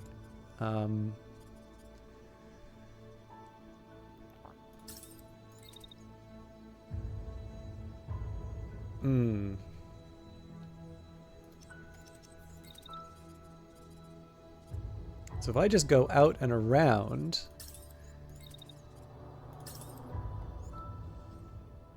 Oh, but I'm not in time. I'm assuming we have to be here for like more than one turn.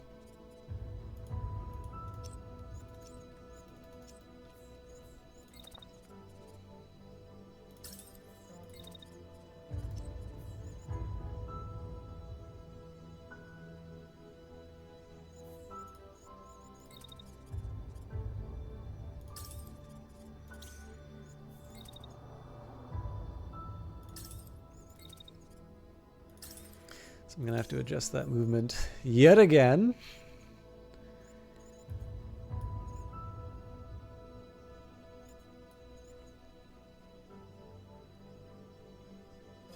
Okay. Maybe.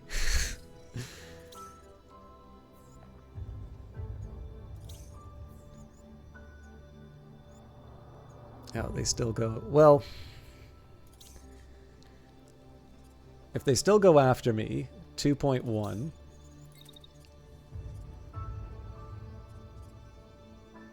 I can't get the number, but...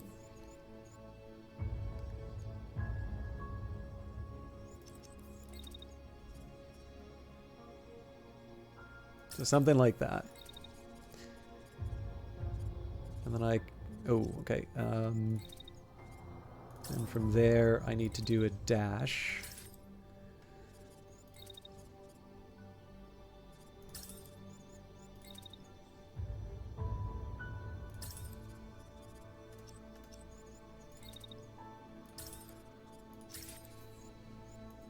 Something with the sidearm. Okay, so then the question is, how do we make this guy happy?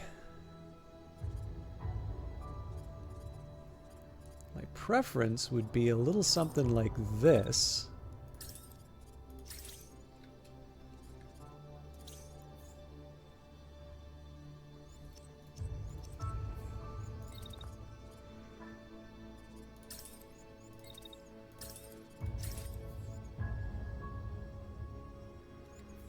Problem is we miss the boat. Like, it'll basically take me the whole turn to get there.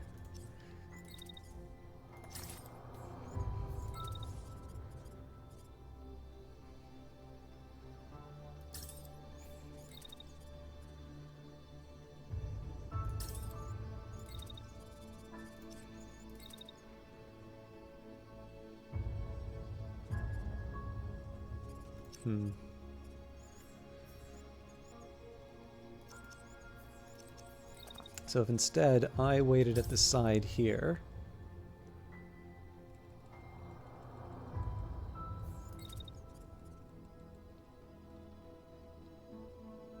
Yeah, because then I can do this.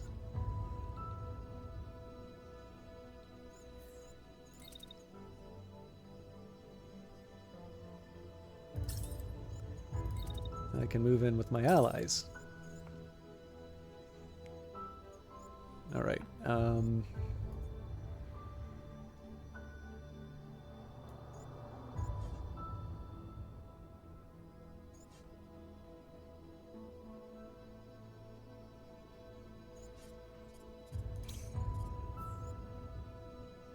We obviously cannot move at the same time.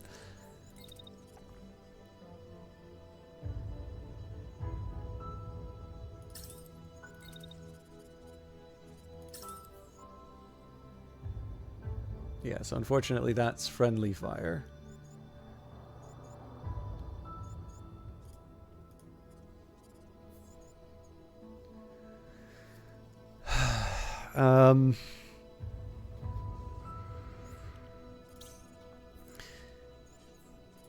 Okay, so what happens if I do... Oh, hang on. Okay, so I do this. I'm basically dashing into its machine gun fire, so that's a non-starter.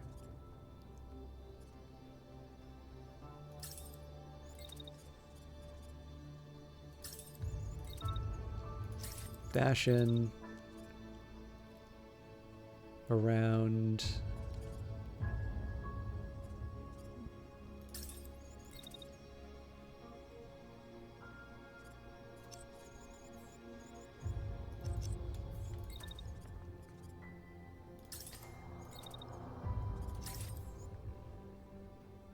Okay, cool. That's the way to do it.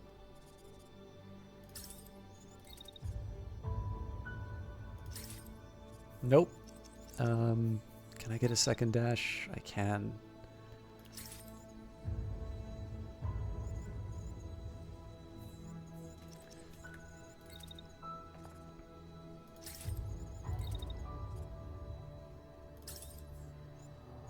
That's still not enough.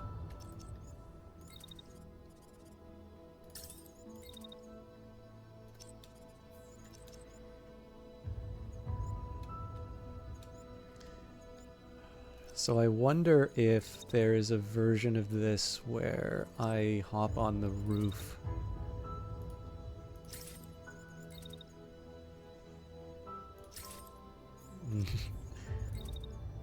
Not without getting shot.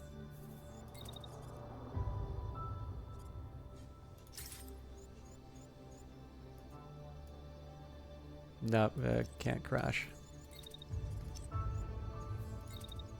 But I imagine I could walk.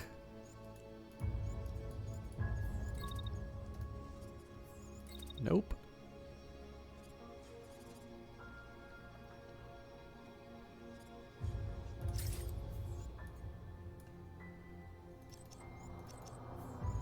Okay, so obviously the question is of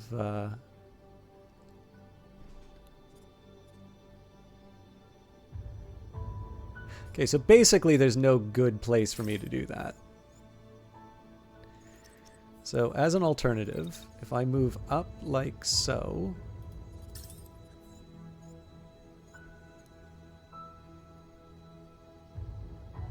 okay, so that passes.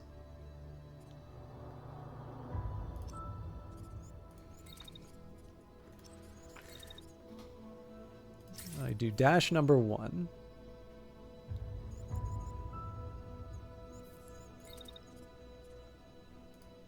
And then dash number 2.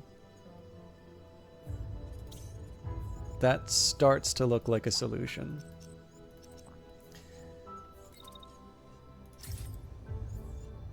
Okay, so that overheats.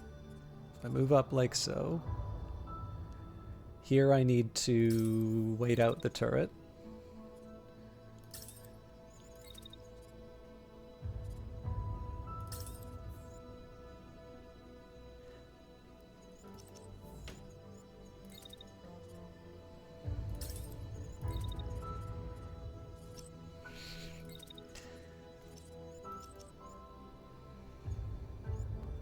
Well, what if I just do the same trick as the other guy?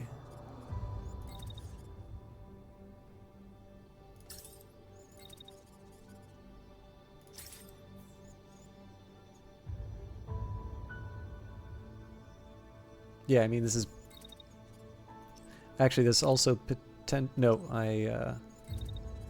Okay, I mean, I'm kind of putting it all on dashing to safety here.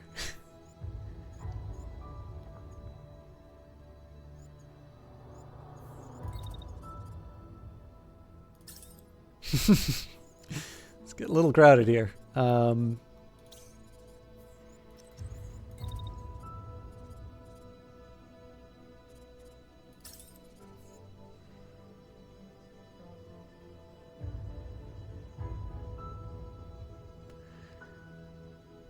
So we'll see whether or not the game accepts this, because I think when it says reach and hold, like they mean hold. So the last step is there any possible advantage I can eke out of, like... No, I've done it all. All right, let's see how this goes.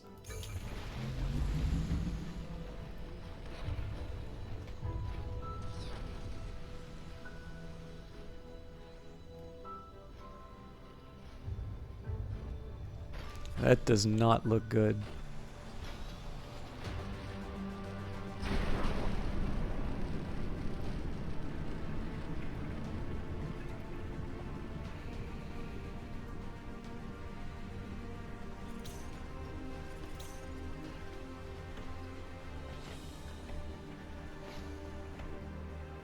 Overall, this thing is way too healthy for what we're going to be facing next turn. But hopefully we'll be able to take this thing out.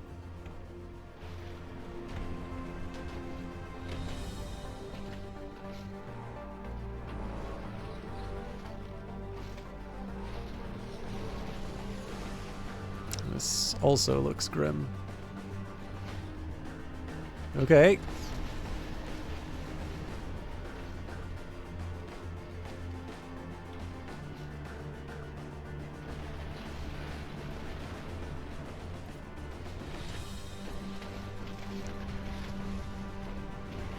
We're not doing enough damage to the base.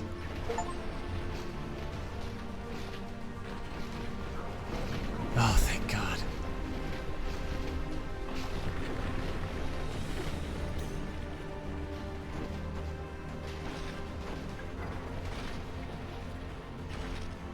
Yeah, we might as well be shooting it with a BB gun.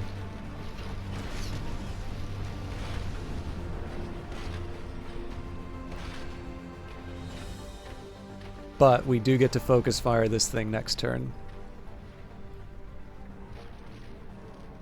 Mind you, the entire enemy force is going to have 5 seconds to to really make us sad. Oh, we did it. Okay. Squad extracting, mission successful.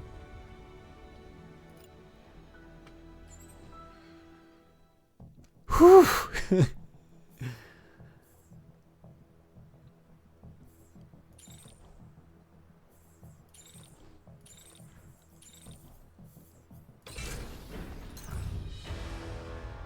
Close to freedom. You've successfully struck into the center of the capital, but there is no time to rest and repair. This is your only chance for a brief reprieve. The beating heart of the enemy's command is so close now. However, enemy reinforcements still remain, we'll fight you to the last mech. There is an opening to slip back into the shadows, to lick your wounds and sharpen your steel once more. The home guard is prepared to do the same. One of your pilots is staring into the camera, unable to tear their eyes from the chaotic comms. Decision's on you, boss. Press forward. Capital assault center. Eliminate all hostiles. The enemy will send their all their forces to hold this location. 1 on-site contact, 6 dropship contacts. We are in desperate need of repairs.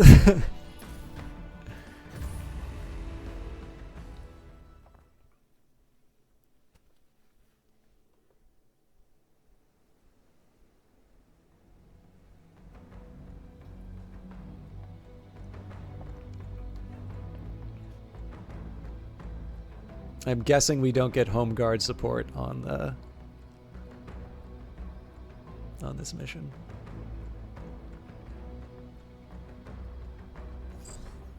Boss, enemy command is stationed here with heavy guard. This is it. If we take him out here, the capital is ours. This is call sign Crown Holder. Put these ghost stories to rest. Out. Consider this battle your last, Phantom Brigade.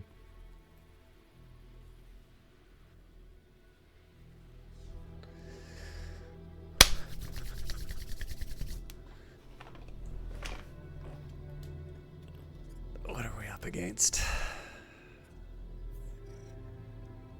Got a machine gun and a shield, an SMG and a shield, a shotgun and a shield. Okay, so everybody's hating on the longbow. I can work with that.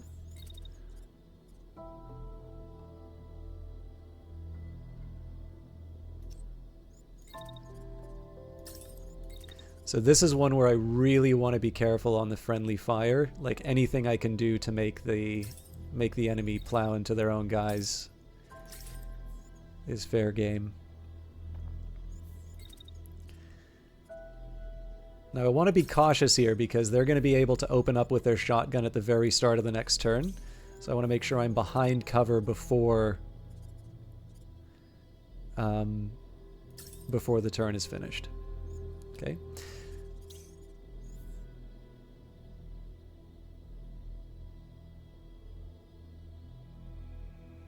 Okay, and I was mistaken. They were actually going after the Protector, which I notice is slightly more repaired than I thought it would be.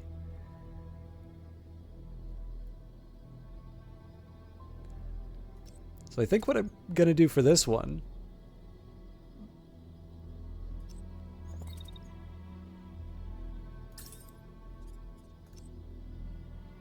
I think I'll just return in kind.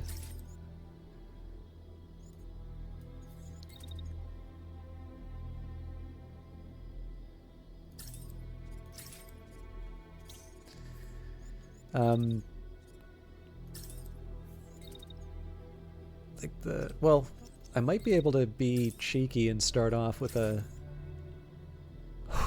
Ooh, that's mean. All right.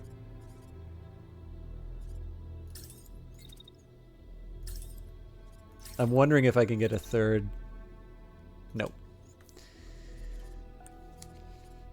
So ideally, I would focus down one target.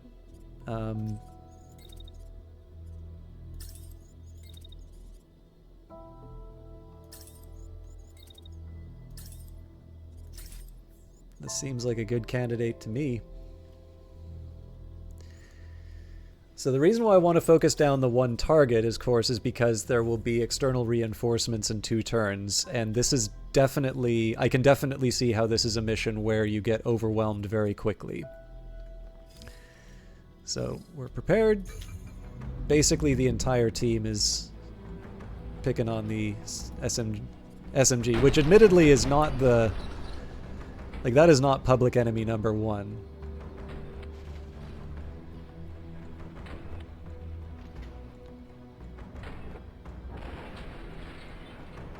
But it's the one I can currently attack. Being mean is fun when it's to the oppressors.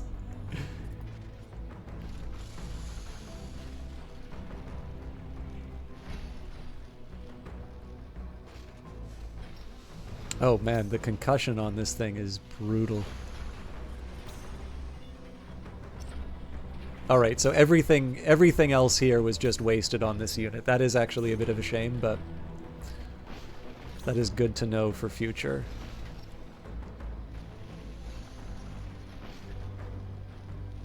There's no way I could have predicted that. Like, I even if I thought that there was like a 1 bullet away concussion, I probably would have gone for the finale, but yeah, so that sniper shot took 10 off the target.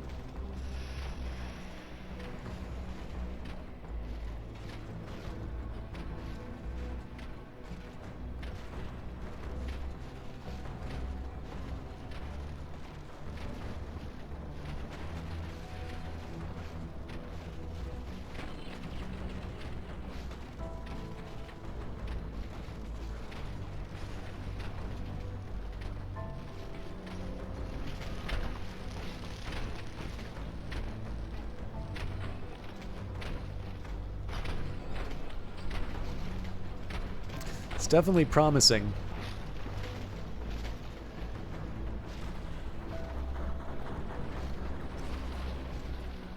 Oh, that's interesting. Okay. So it looks like their target is my main machine gun. They're still... Okay, so it looks like they're still focusing down this unit. This works for me, because we've still got our deadly duo ready to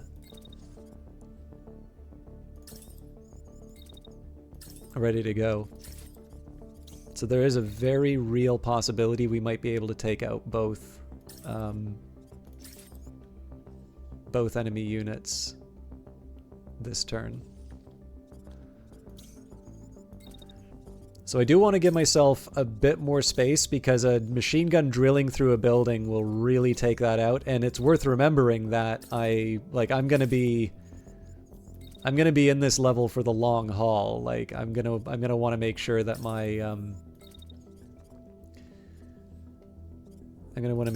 my cover's more or less intact.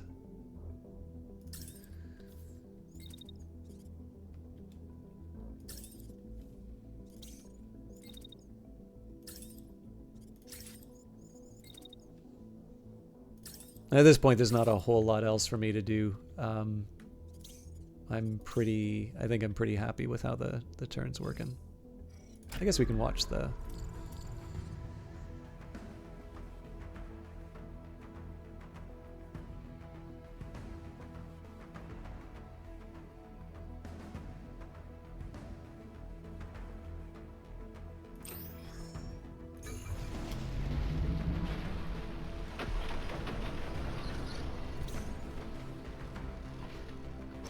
Okay, so that thing's already dead.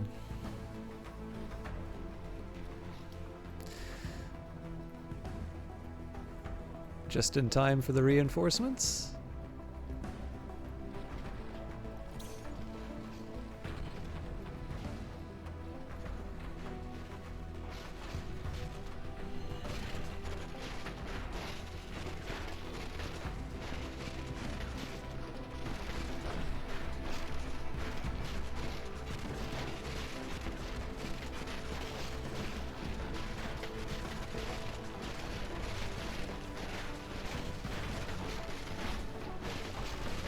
I don't think we're doing enough concussive to see this through the end, so...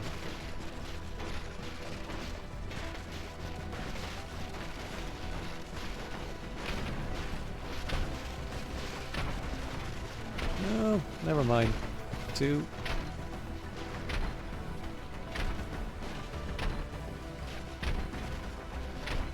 No, we're close.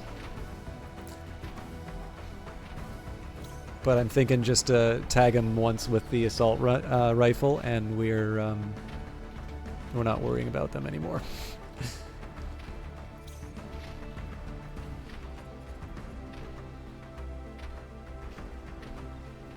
That or they might eject. I mean, the concussive damage that they've taken, alongside how weak their torso is, there's not a lot of options left for this unit. Mind you, it's also like a final boss unit, so they may hold.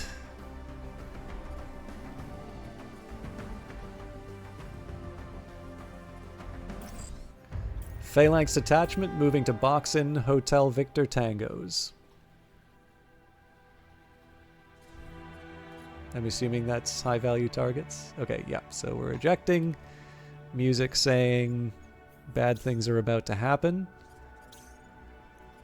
This is going to get interesting. Okay, so this is a prime opportunity with the... for Kilo. So we're just going to stay put.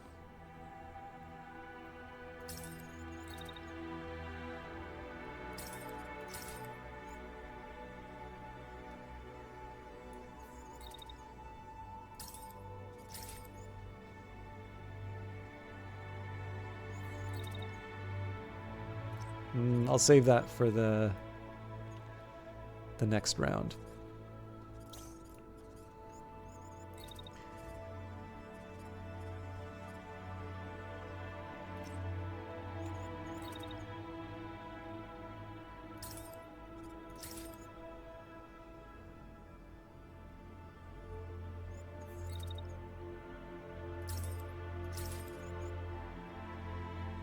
This is just too good of an opportunity to pass up to not to do that, right?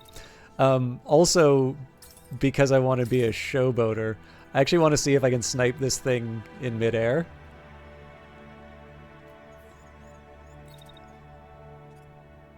But then I actually need to move to a spot where this will have like a shot of being effective. Oh wait, I'm gonna go running into my own fire there. Okay, this got a little harder than I thought.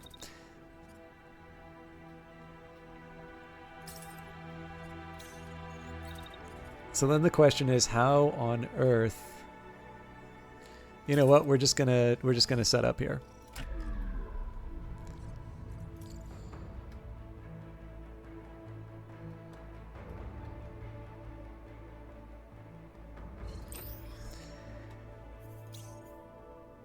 So external reinforcements in 3 turns, but I'm hoping that we can take out at least one before. It would be kind of fun if I tried to do this, but it's just too close to my own guy to feel comfortable. Mind you, there's nothing forcing me. So if I did one of these,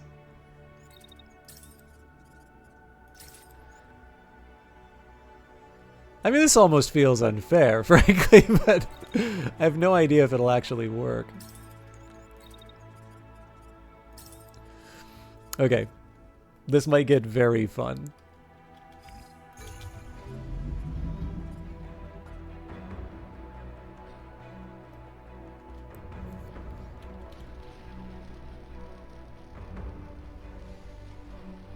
I don't see people shooting them out of the sky.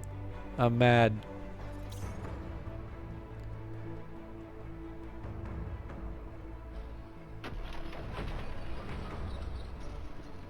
Of course it missed.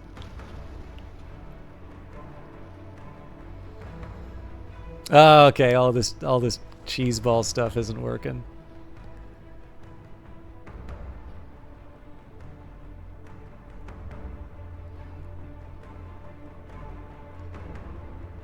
Still, I guess the worst that I'm doing here is generating a bit of heat for myself.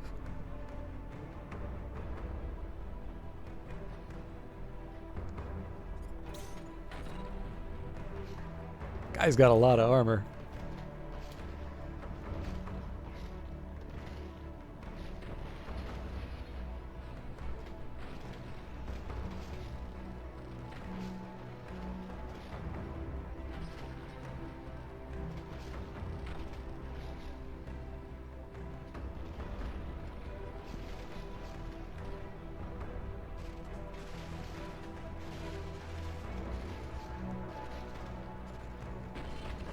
So honestly, my real hope on this one, it's nice that we'll be taking out the legs because that will make it slower, but the thing I really need to hope for here is concussing. Because you'll notice, like, the damage that we've actually done on this thing is pretty minor. We may not even get the legs at this point.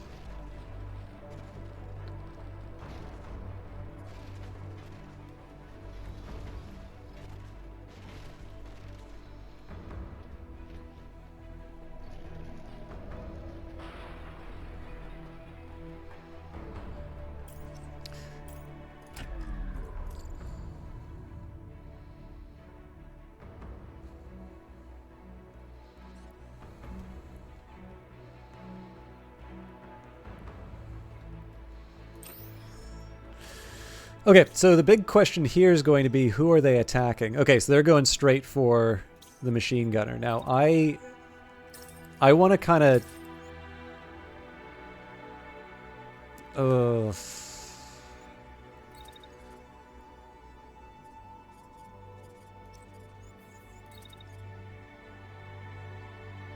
How long? I wonder how long I can hold off.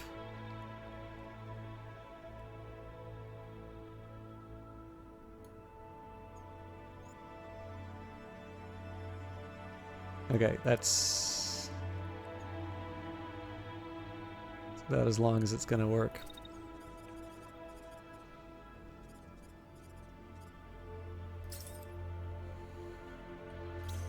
Now, interestingly enough, they're going after the sniper with the missile shot. So what I want to see here is, can I get a shot on this unit before I have to run?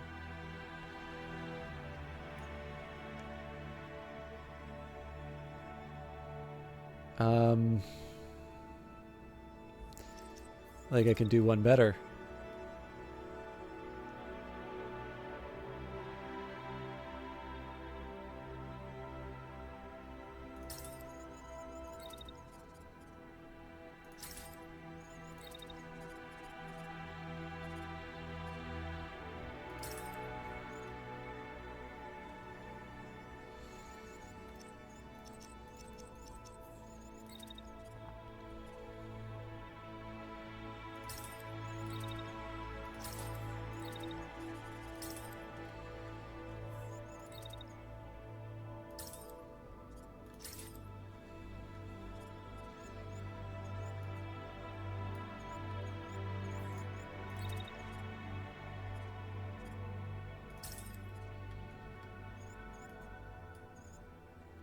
It's not a great shot, but like it'll do for the circumstances. And of course, the wonderful opportunity here is we get complete, like just a complete line of fire for the entire turn with this unit. And all the while, the longbow is not just firing on the enemy, but generally firing into their back.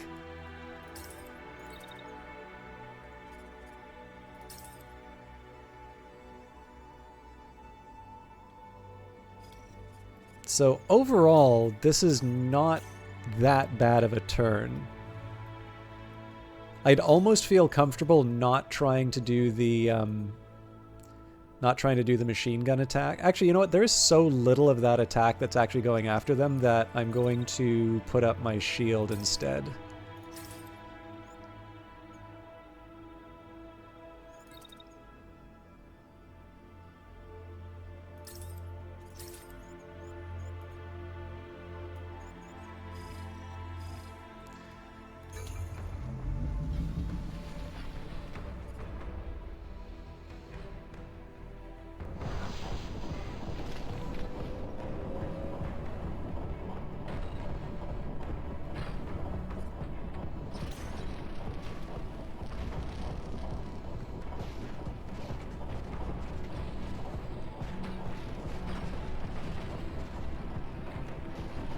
It also just occurred to me taking out its legs is going to make those, that sniper shot's not going to work, which means I put my sniper at risk for no reason.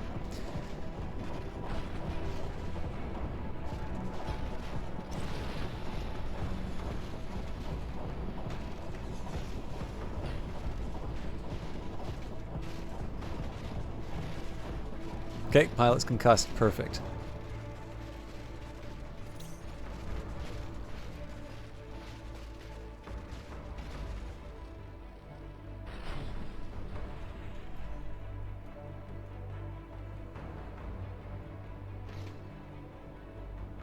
Now, I might have dashed too early, given how early this rocket is in its move. But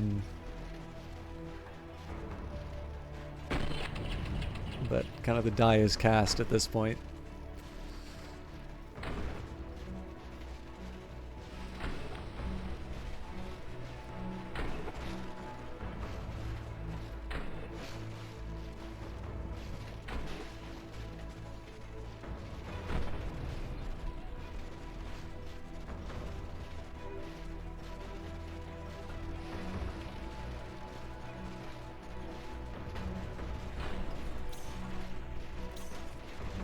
I didn't realize there was another attack on the other end of this.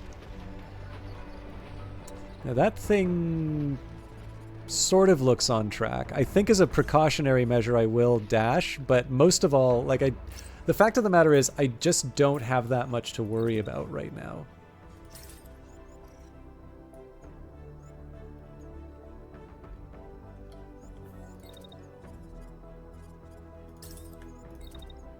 So I'll do like 2 dashes, one for each missile it's thrown. But honestly, at this point, like, clearly the cleanup job is for the longbow.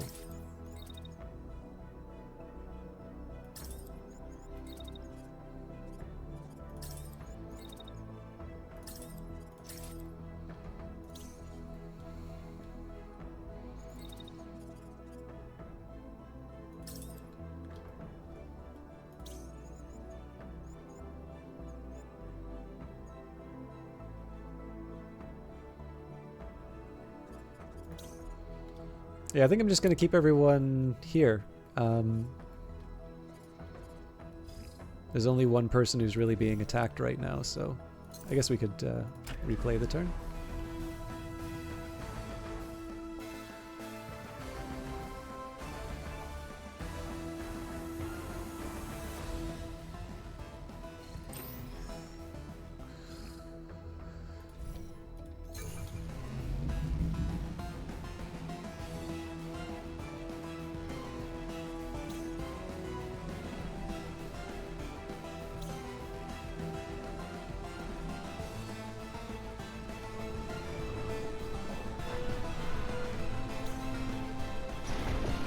Did my work for me.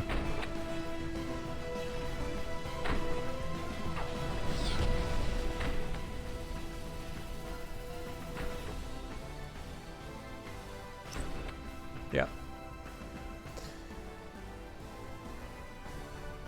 I don't think we need to slow down for the rest of this.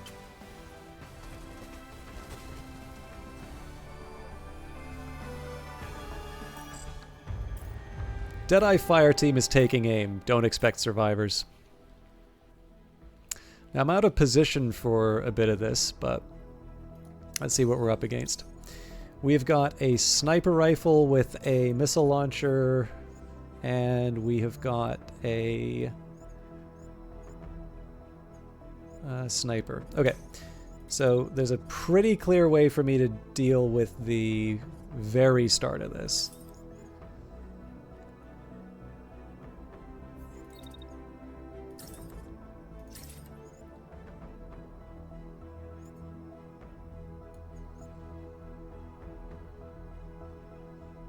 Yeah, you know what? I'm gonna run this through the whole way. Now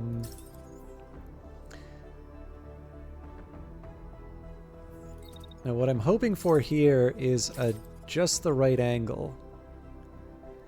Actually, why do I need to wait for just the right angle? The world is my oyster at this point.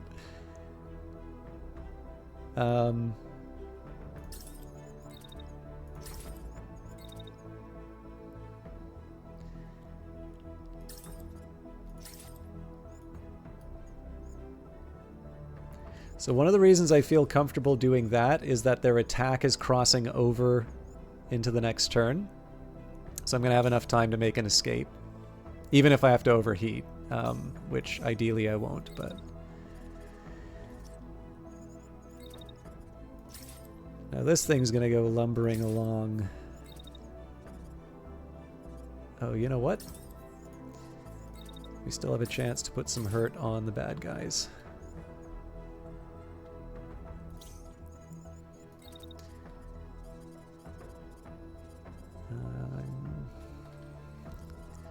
I'm not crazy about the wasted time doing this. Actually, you know what?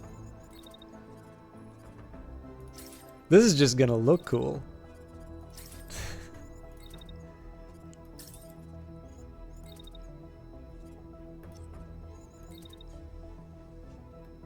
You're kidding me.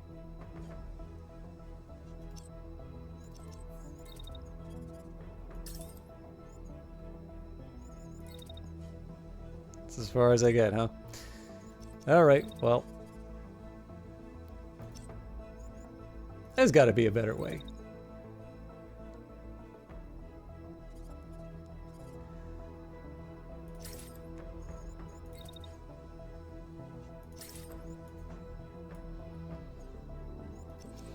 Okay, so as fun as this looks, I do actually need to translate this into some kind of advantage on the battlefield, so all of these cause collisions, which makes me sad.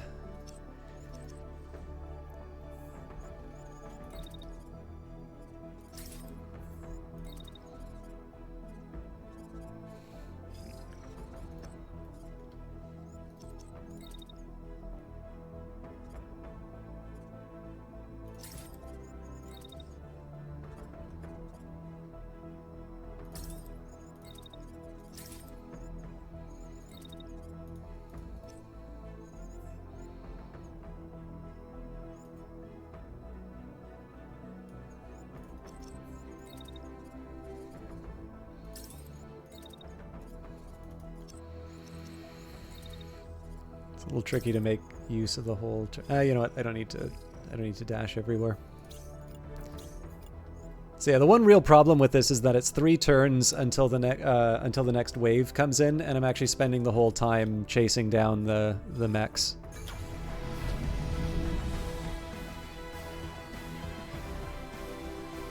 I think we can wait until the new arrivals come. There we go.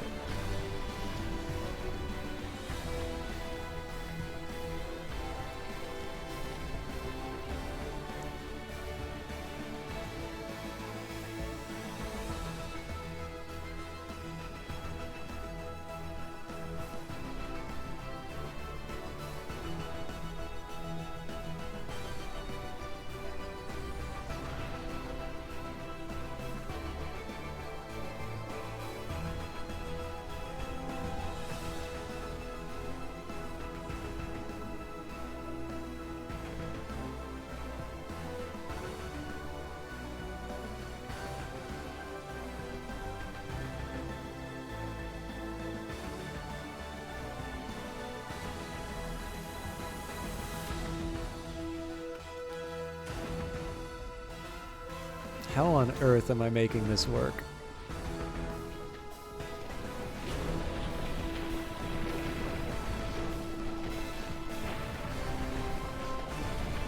You better hope this thing doesn't collapse on my sniper, otherwise I am... There we go.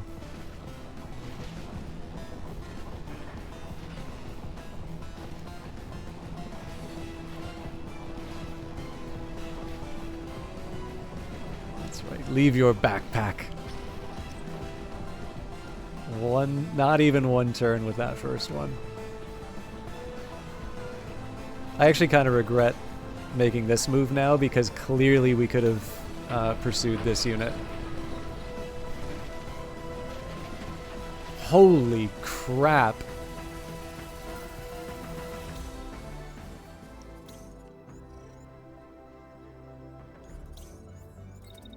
Yeah, we're just staying here and making this a very, very sad mech.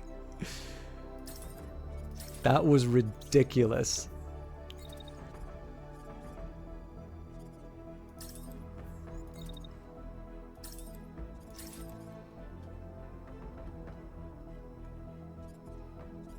Okay, I'm doing absolutely nothing with this mech. And honestly, this unit... So does this thing have any...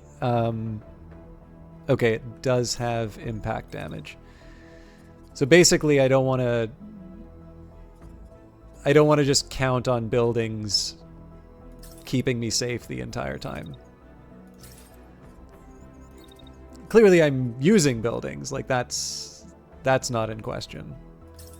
Okay. I am content with this turn.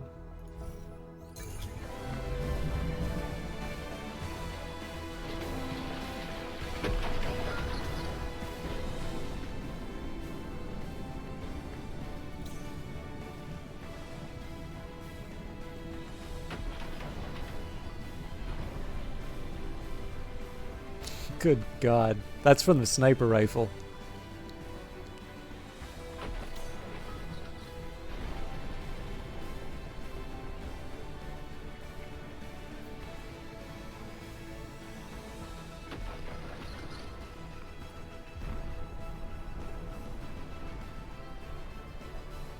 I gotta get me one of those.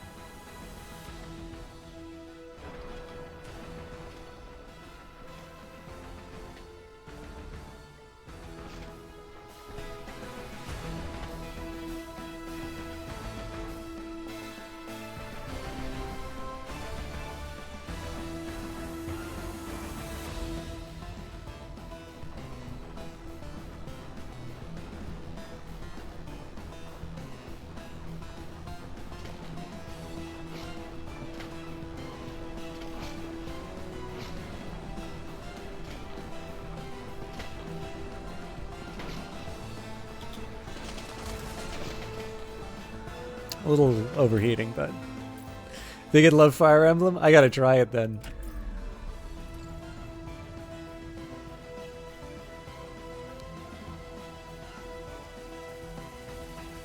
I really love how that plays out, right? Where it's finishing its attack and then there's just the one that completely demolishes it.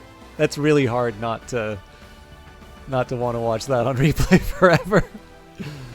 Okay, so we actually have a breather before the enemy reinforcements show up, so I'm at least going to get off the building in case they do like a nasty attack at the start. And I can maybe consolidate the brigade a little bit.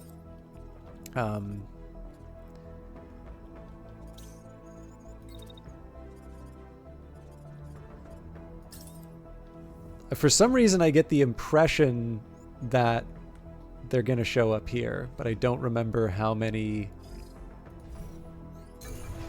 I don't remember how many forces there are in the final battle.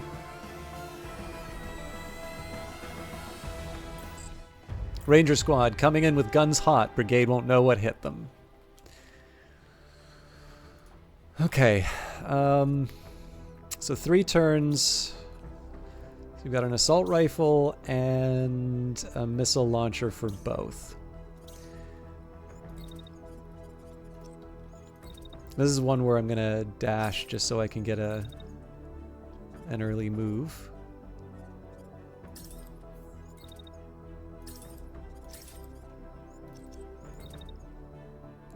I mean, I'm the target here, right? So it's kind of up to me to decide when I want to... you know what? I'm just going to do the one move here. So what I'm hoping for is that the enemy forces will actually cause their missiles to hit their own guy. Maybe what I'll do as well, so if I do something like that, then I can also get a building between me and the enemy.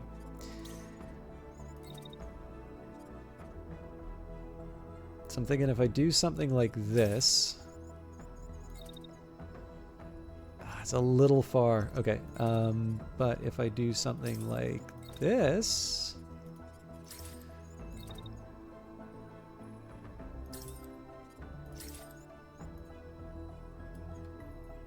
I mean, it's not the best, but it's a start.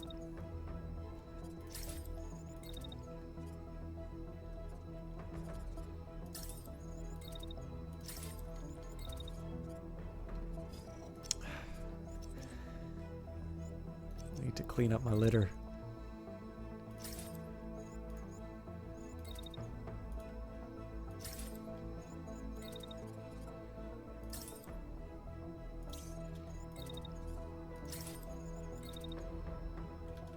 I am pleasantly surprised how mobile this unit is. Thing is, now that these guys are actually on the battlefield, I suspect that they are going to be a real threat to some of these. Anyway, I've done my best for an opening turn.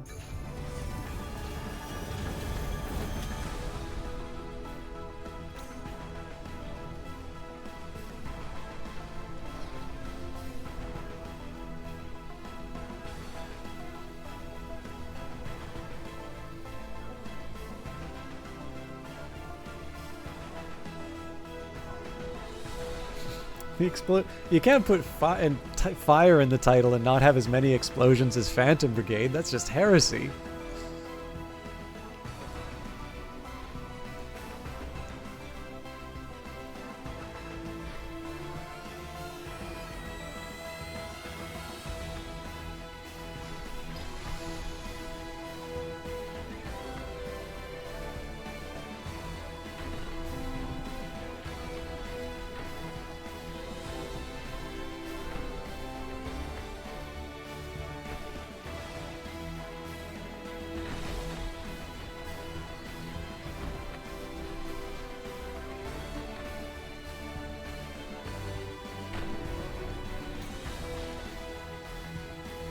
Doesn't look like the sniper shot hit. Looks like it hit the building. What I'm hoping is we see a rocket hit this guy in the back of the head.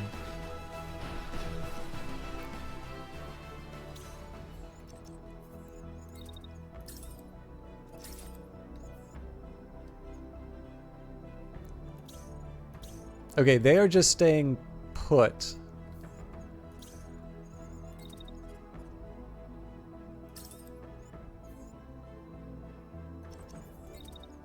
Get a little distance between me and my target. I'll wait it out.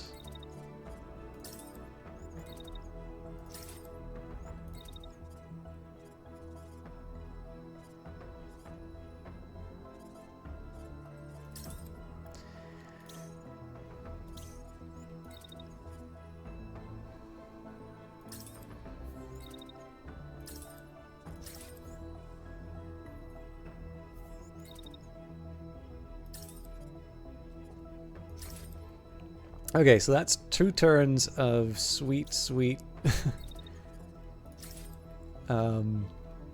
Vulcan.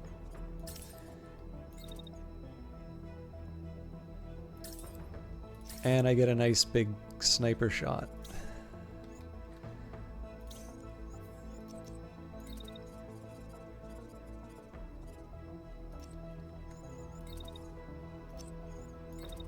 So the last step really is just to get the machine gunner in on the fun.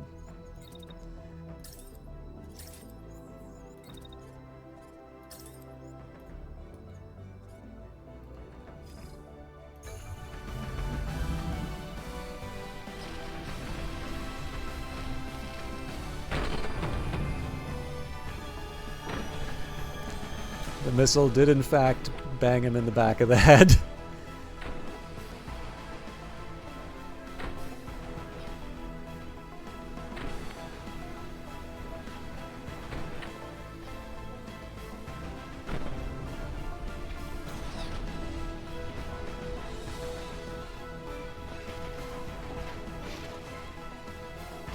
So unfortunately, we're targeting the wrong guy here. Can't be helped.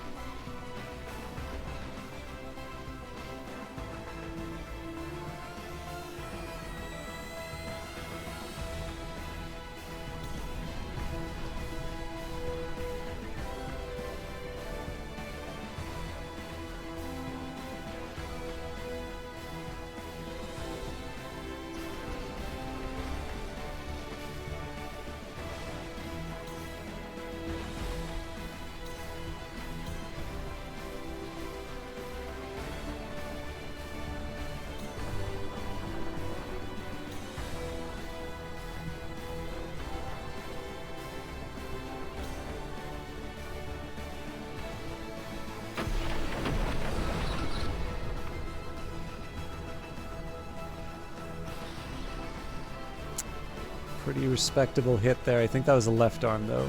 No, right arm. Okay, so they're just they're reduced to sidearm attacks.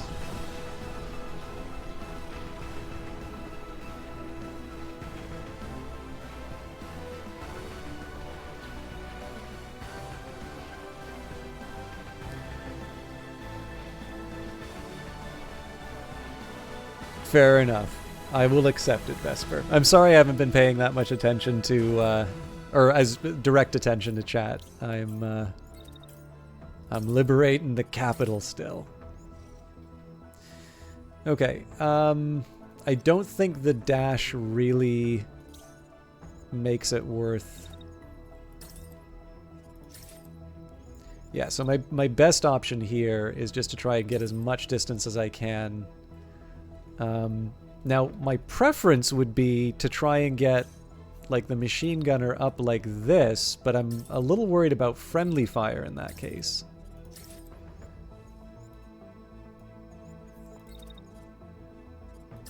Right, so something like this. But I might be able to slightly improve things. So if I do something like that... Yes.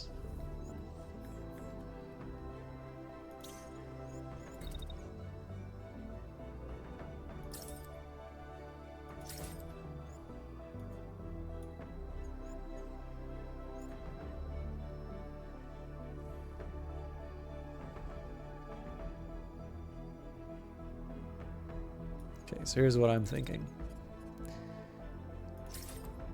Try and get as much distance as we can until we actually take the shot. Better odds. Not the best, but enough for me to work with.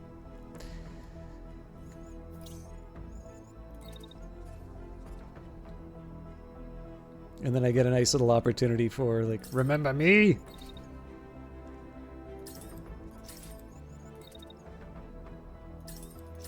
All right.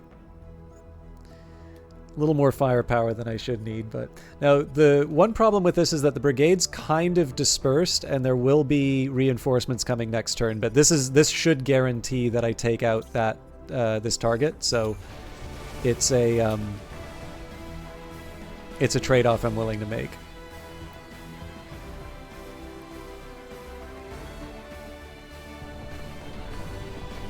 I love the way the machine gunner's just sort of sneaking around. Peekaboo.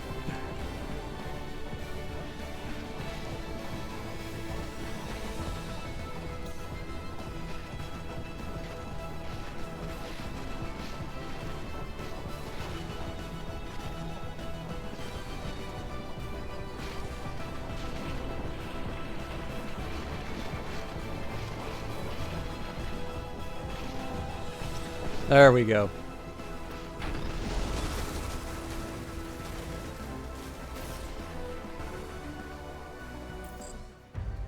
Research asset Omega is deploying. All subjects be advised, we are cleared to level the playing field.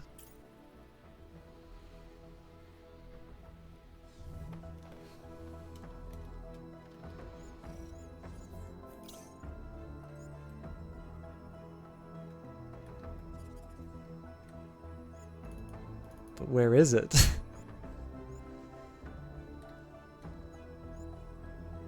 Ah, okay.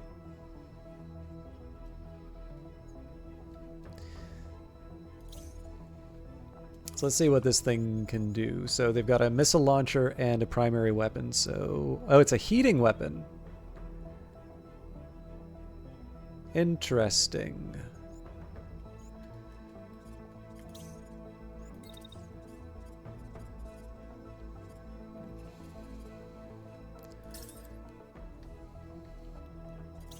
So the trick for everybody else is just getting in position in time.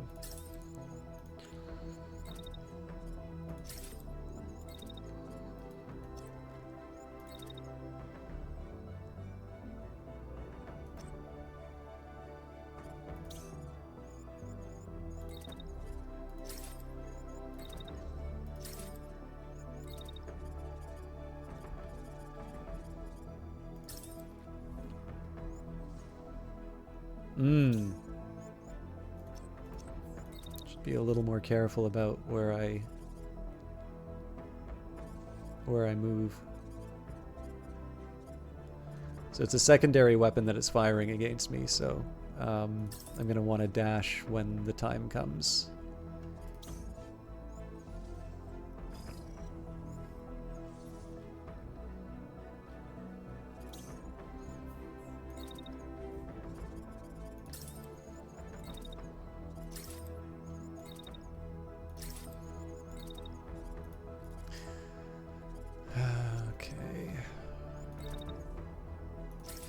This unit's going to be a little late to the party, but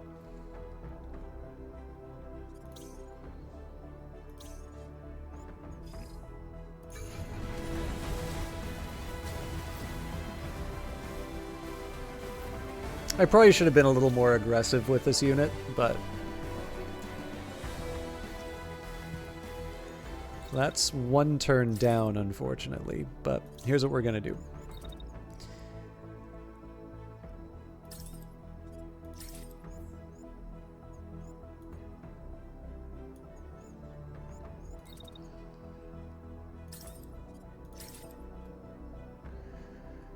Don't much like that second shot, but we might be able to turn things to my advantage with a little reposition.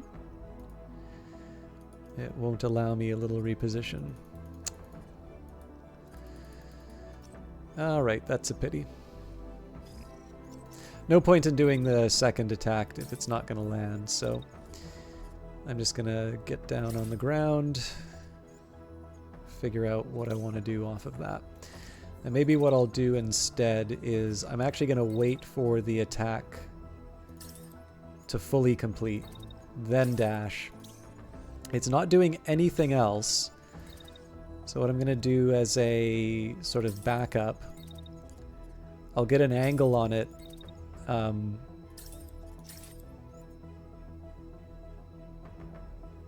for when it sort of passes by, but I need to make sure that I can sort of run and escape if the need arises.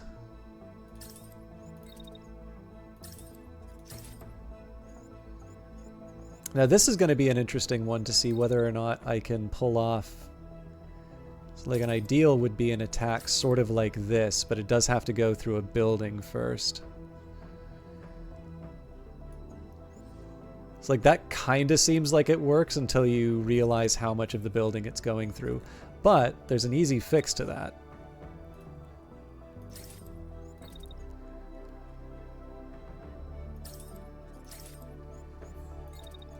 And I believe I should have enough heat to be able to hop back down in case it wants to do something untoward.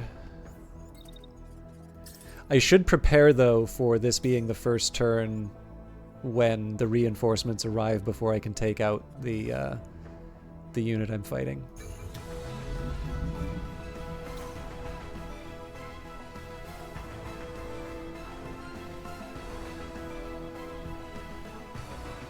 Is that friendly fire? Yeah.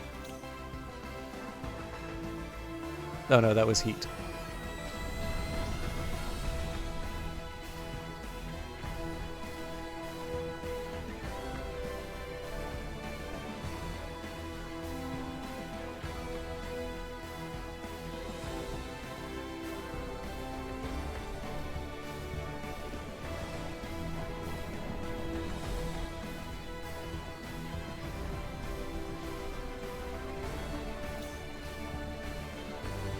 A lot of barrier.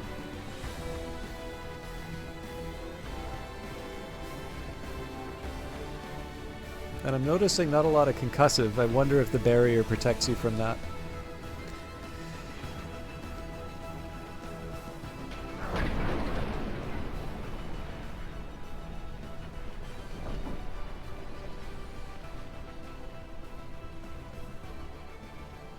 Ooh. That was a big hit from the sniper. Surely the machine gunner's gonna see this through.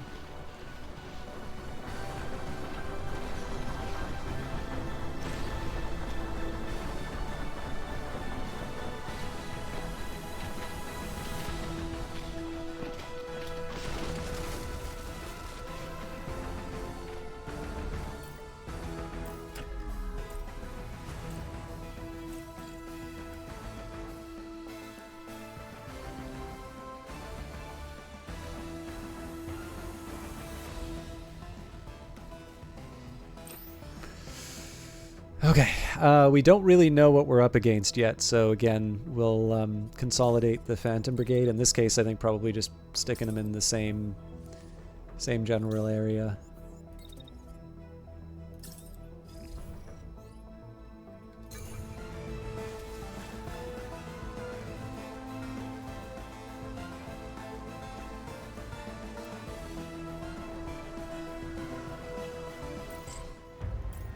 Exorcist team is present, preparing to banish phantoms. This has got to be the last group. You've dragged this on long enough, Brigade. I hope you enjoy being buried in the rubble you've made.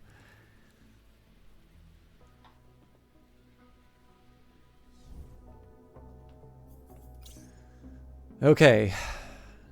Prediction interference, eh?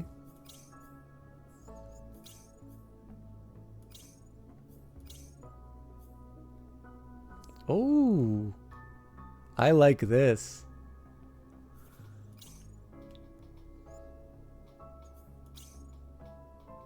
I have to take a really quick trip to the bathroom. I'm not going to run ads or anything. I'll leave you with this music. BRB, dudes.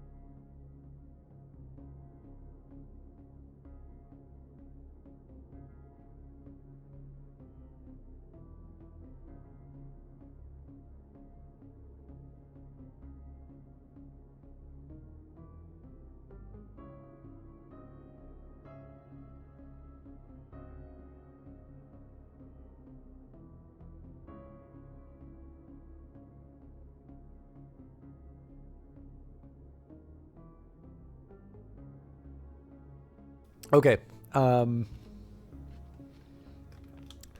it's the sheer number of units.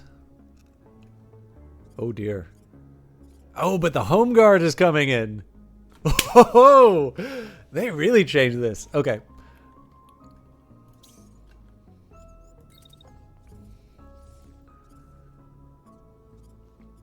I really like this this piece of music. Like it's this is one of the songs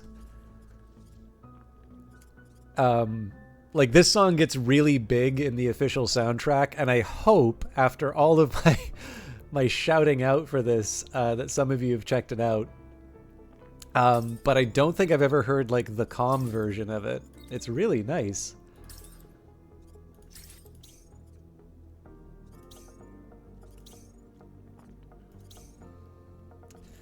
So the shotguns are going to be a concern, but right now my priority is just doing the damage that I can.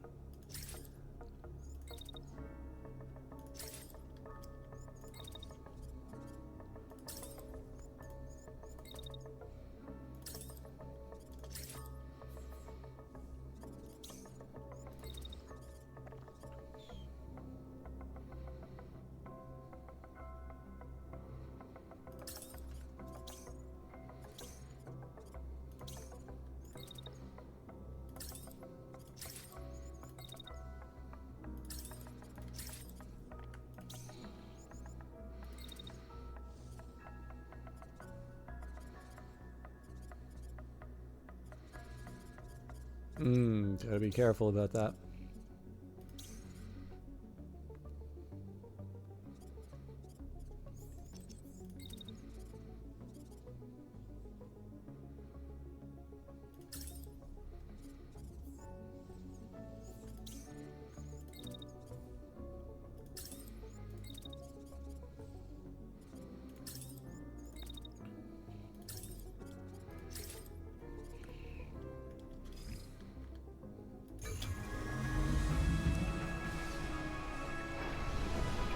Please don't crash.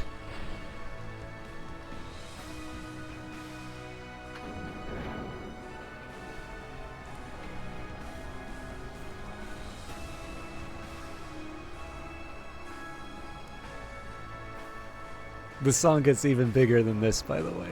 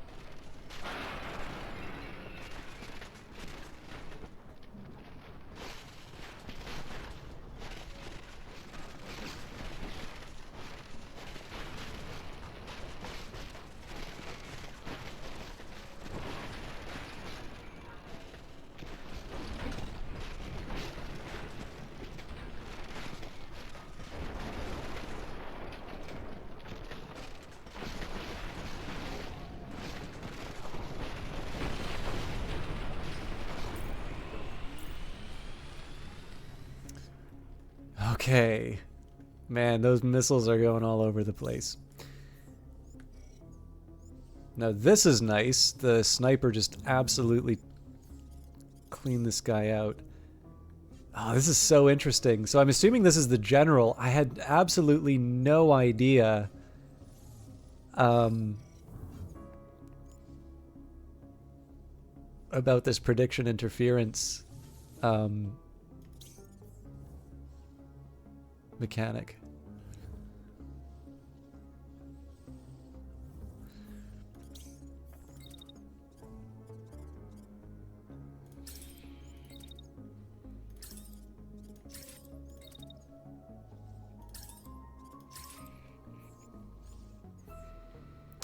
Okay.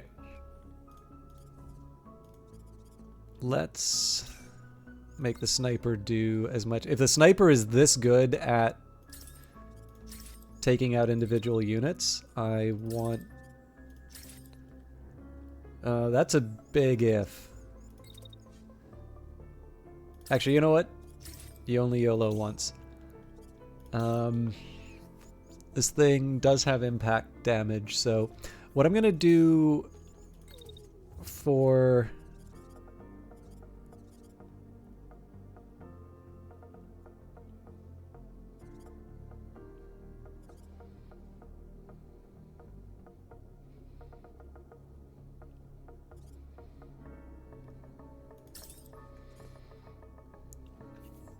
So I'm going to try and get some attacks on the backs of the enemy units here. Now, unfortunately, that's as far as I'm willing to risk it, because obviously I don't know where this unit's going. But I also have some home guard units I can throw into the mix. Ooh, actually, that gives me an idea.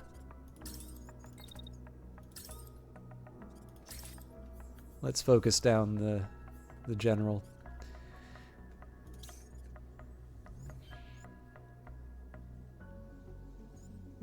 I'll live with that.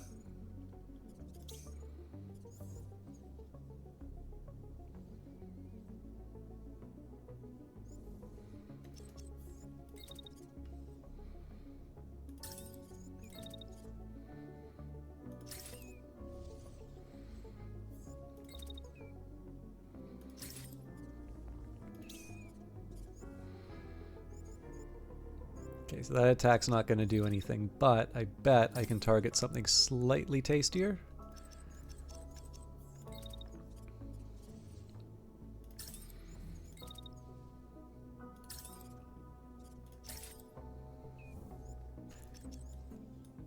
So I'm curious, like, does everybody kind of recognizes, and I don't know how the volume's working, but I'm assuming people can sort of recognize the theme that was playing earlier, but in this nice little piano version.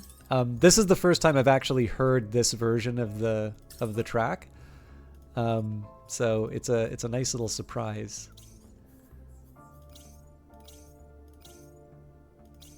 Okay, so the home guard seems to be in decent shape, and it looks like my team is doing the best it can with the knowledge it has. So let's do a quick replay.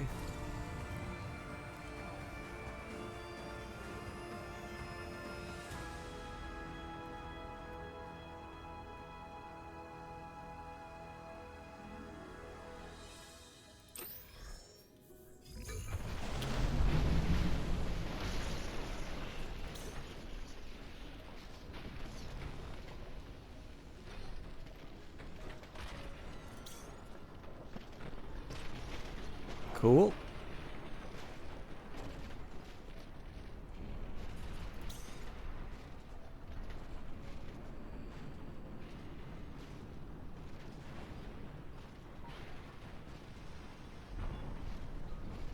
So we've got one enemy unit down already. Got a bit of chip damage on the general, but nothing to write home about yet. Although it looks like this sniper shot might be very promising.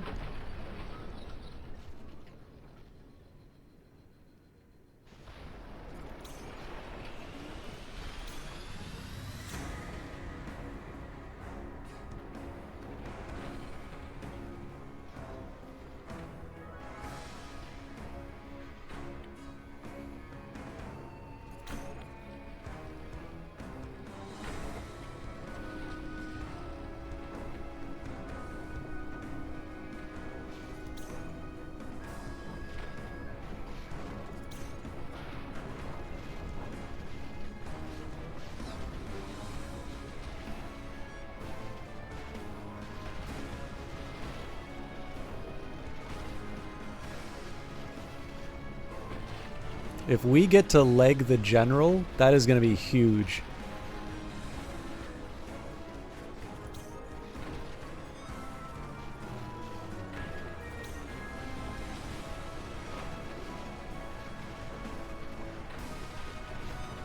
Okay, so the longbow might be in a bit of danger.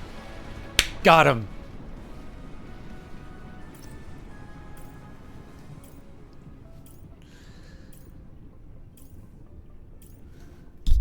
Okay, everybody piles on the general. If he's gonna mess with my ability to predict.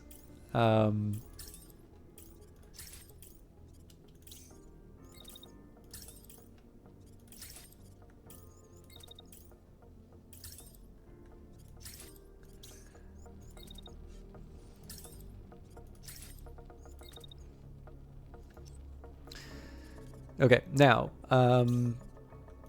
let's see what else we're working with. Oh, man, there's only one more enemy unit, and that one's ejecting. We've won!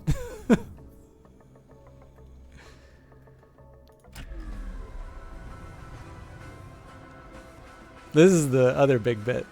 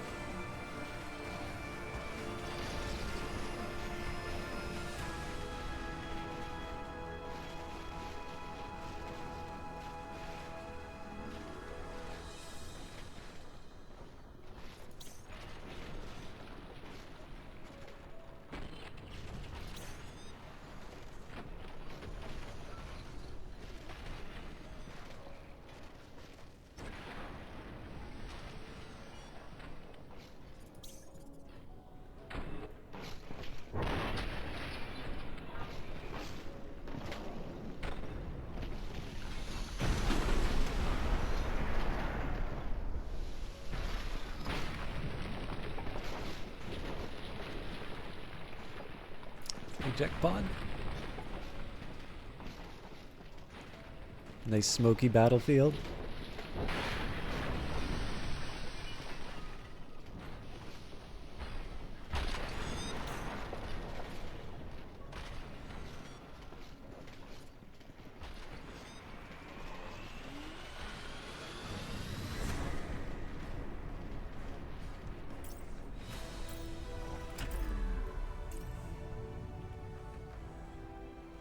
Not too much to look at for this final one.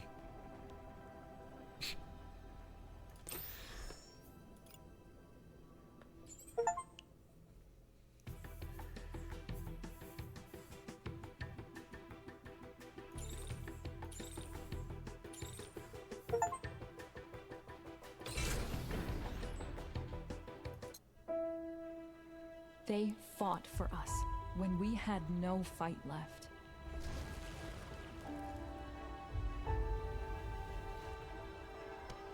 They kept hope alive when we were all but lost.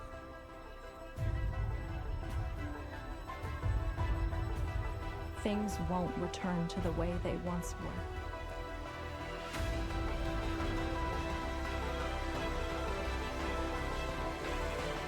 But we will build something great from the ashes.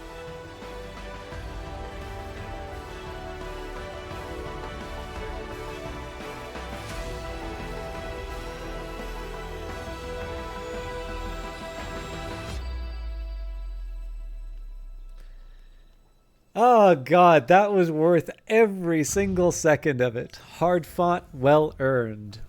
One of your mechs helps you onto the one of the taller buildings still standing in the capital. The peak gives you an unrestricted panorama of the sea of broken mechs across the city. You hold your country's flag in one hand. You have successfully liberated the capital. Relief is palpable in the air, mixed with a bitter taste of smoking metal. Looking at the wreckage, it is obvious that the cost of liberation is high, but paying off the debt of oppression is priceless. You take another look at the horizon, ready to hoist the flag and declare victory over the invading forces. Raise the flag to liberation. Thanks to your efforts, the enemy was driven out of the contested province. Resistance forces will hold it from here on out. Congratulations, Commander. You've successfully liberated the capital. Once you've finished your celebrations, there's still work to be done. Rebuilding can't be completed until all the remaining pockets of occupiers have been ferreted out of the remaining provinces, but the Home Guard will be awarding you new resources as a reward for your instrumental moves in the Battle of the Capital. Continue your campaign to liberate your country and see what else Phantom Brigade has to offer. Fight on. So, here is the deal. I am so happy I got to do the Capital District fight. It was already a really special fight when I first did it in like in the beta, but that new like 2-phase one is really interesting.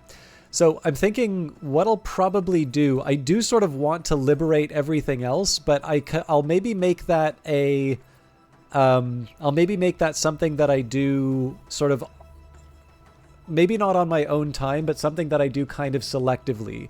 If people want to see more Phantom Brigade, that is great. Please let me know. But the thing is that I haven't been playing a lot of other Brace Yourself games that I really would like to. So in this case, what I would like to do is start adding a bit of variety on Wednesdays, and this would be Godless is probably one of the first ones I'd like to get back to because it has been quite a while since I've played that. Then there is also Cobalt Core, which is another one that I really enjoy. I think I hit a little bit of a wall in terms of some difficulty, but I do enjoy that game, and I would like to sort of return to it and you know, give it the old 1-2.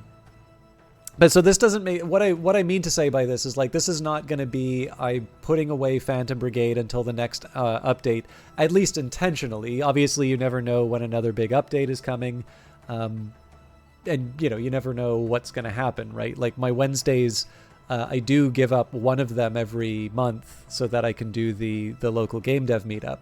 But the main thing that I want to do right now is sort of free myself up to do have a little bit more flexibility. It will still definitely be Brace Yourself games, but it's going to be a little bit more variety in terms of those games. And I hope it gives people a chance to maybe check out something that they didn't know they wanted. You know, a little bit like Phantom Brigade. But I really appreciate those of you who stuck around for this. I had a lot of fun doing this one. And I mean, as you can see, right, like I did have a slow start to the day because of the... I had a slow start because of the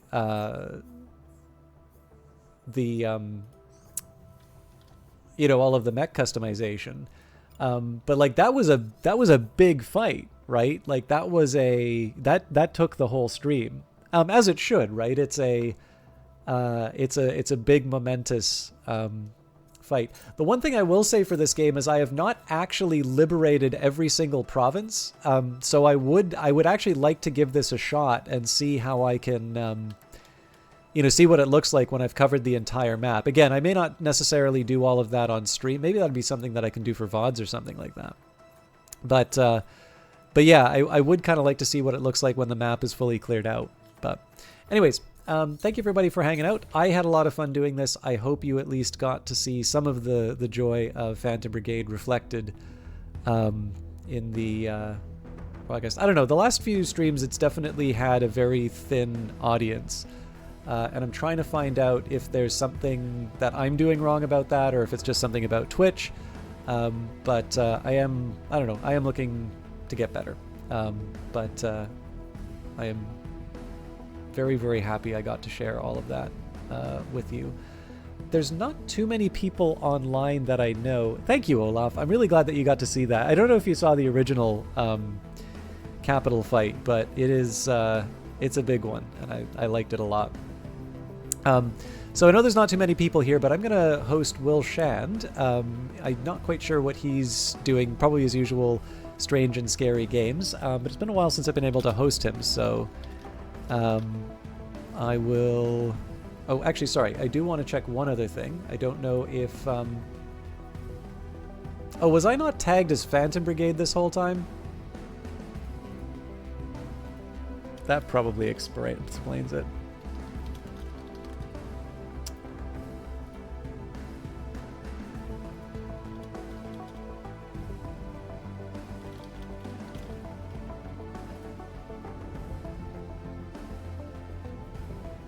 Okay, actually, you know what? I wanted to raid Will Shan, but I do actually see that somebody is...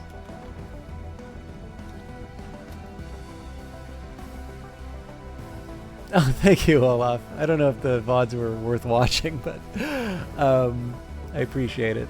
Anyways, Card ADCGT is currently streaming Phantom Brigade, so let's give them a bit of support, and that way you get to see some more mech fighting action. I'll be back Friday for some Cyberpunk, and Monday, I think I'm going to change it up. I need to figure out what I'm going to play on Monday, but Mohawk has gotten back to me about the crashes, but it's not clear what the problem is yet. So anyways, have a good evening. Please treat Card ADC GT well, and we'll see you in the next one.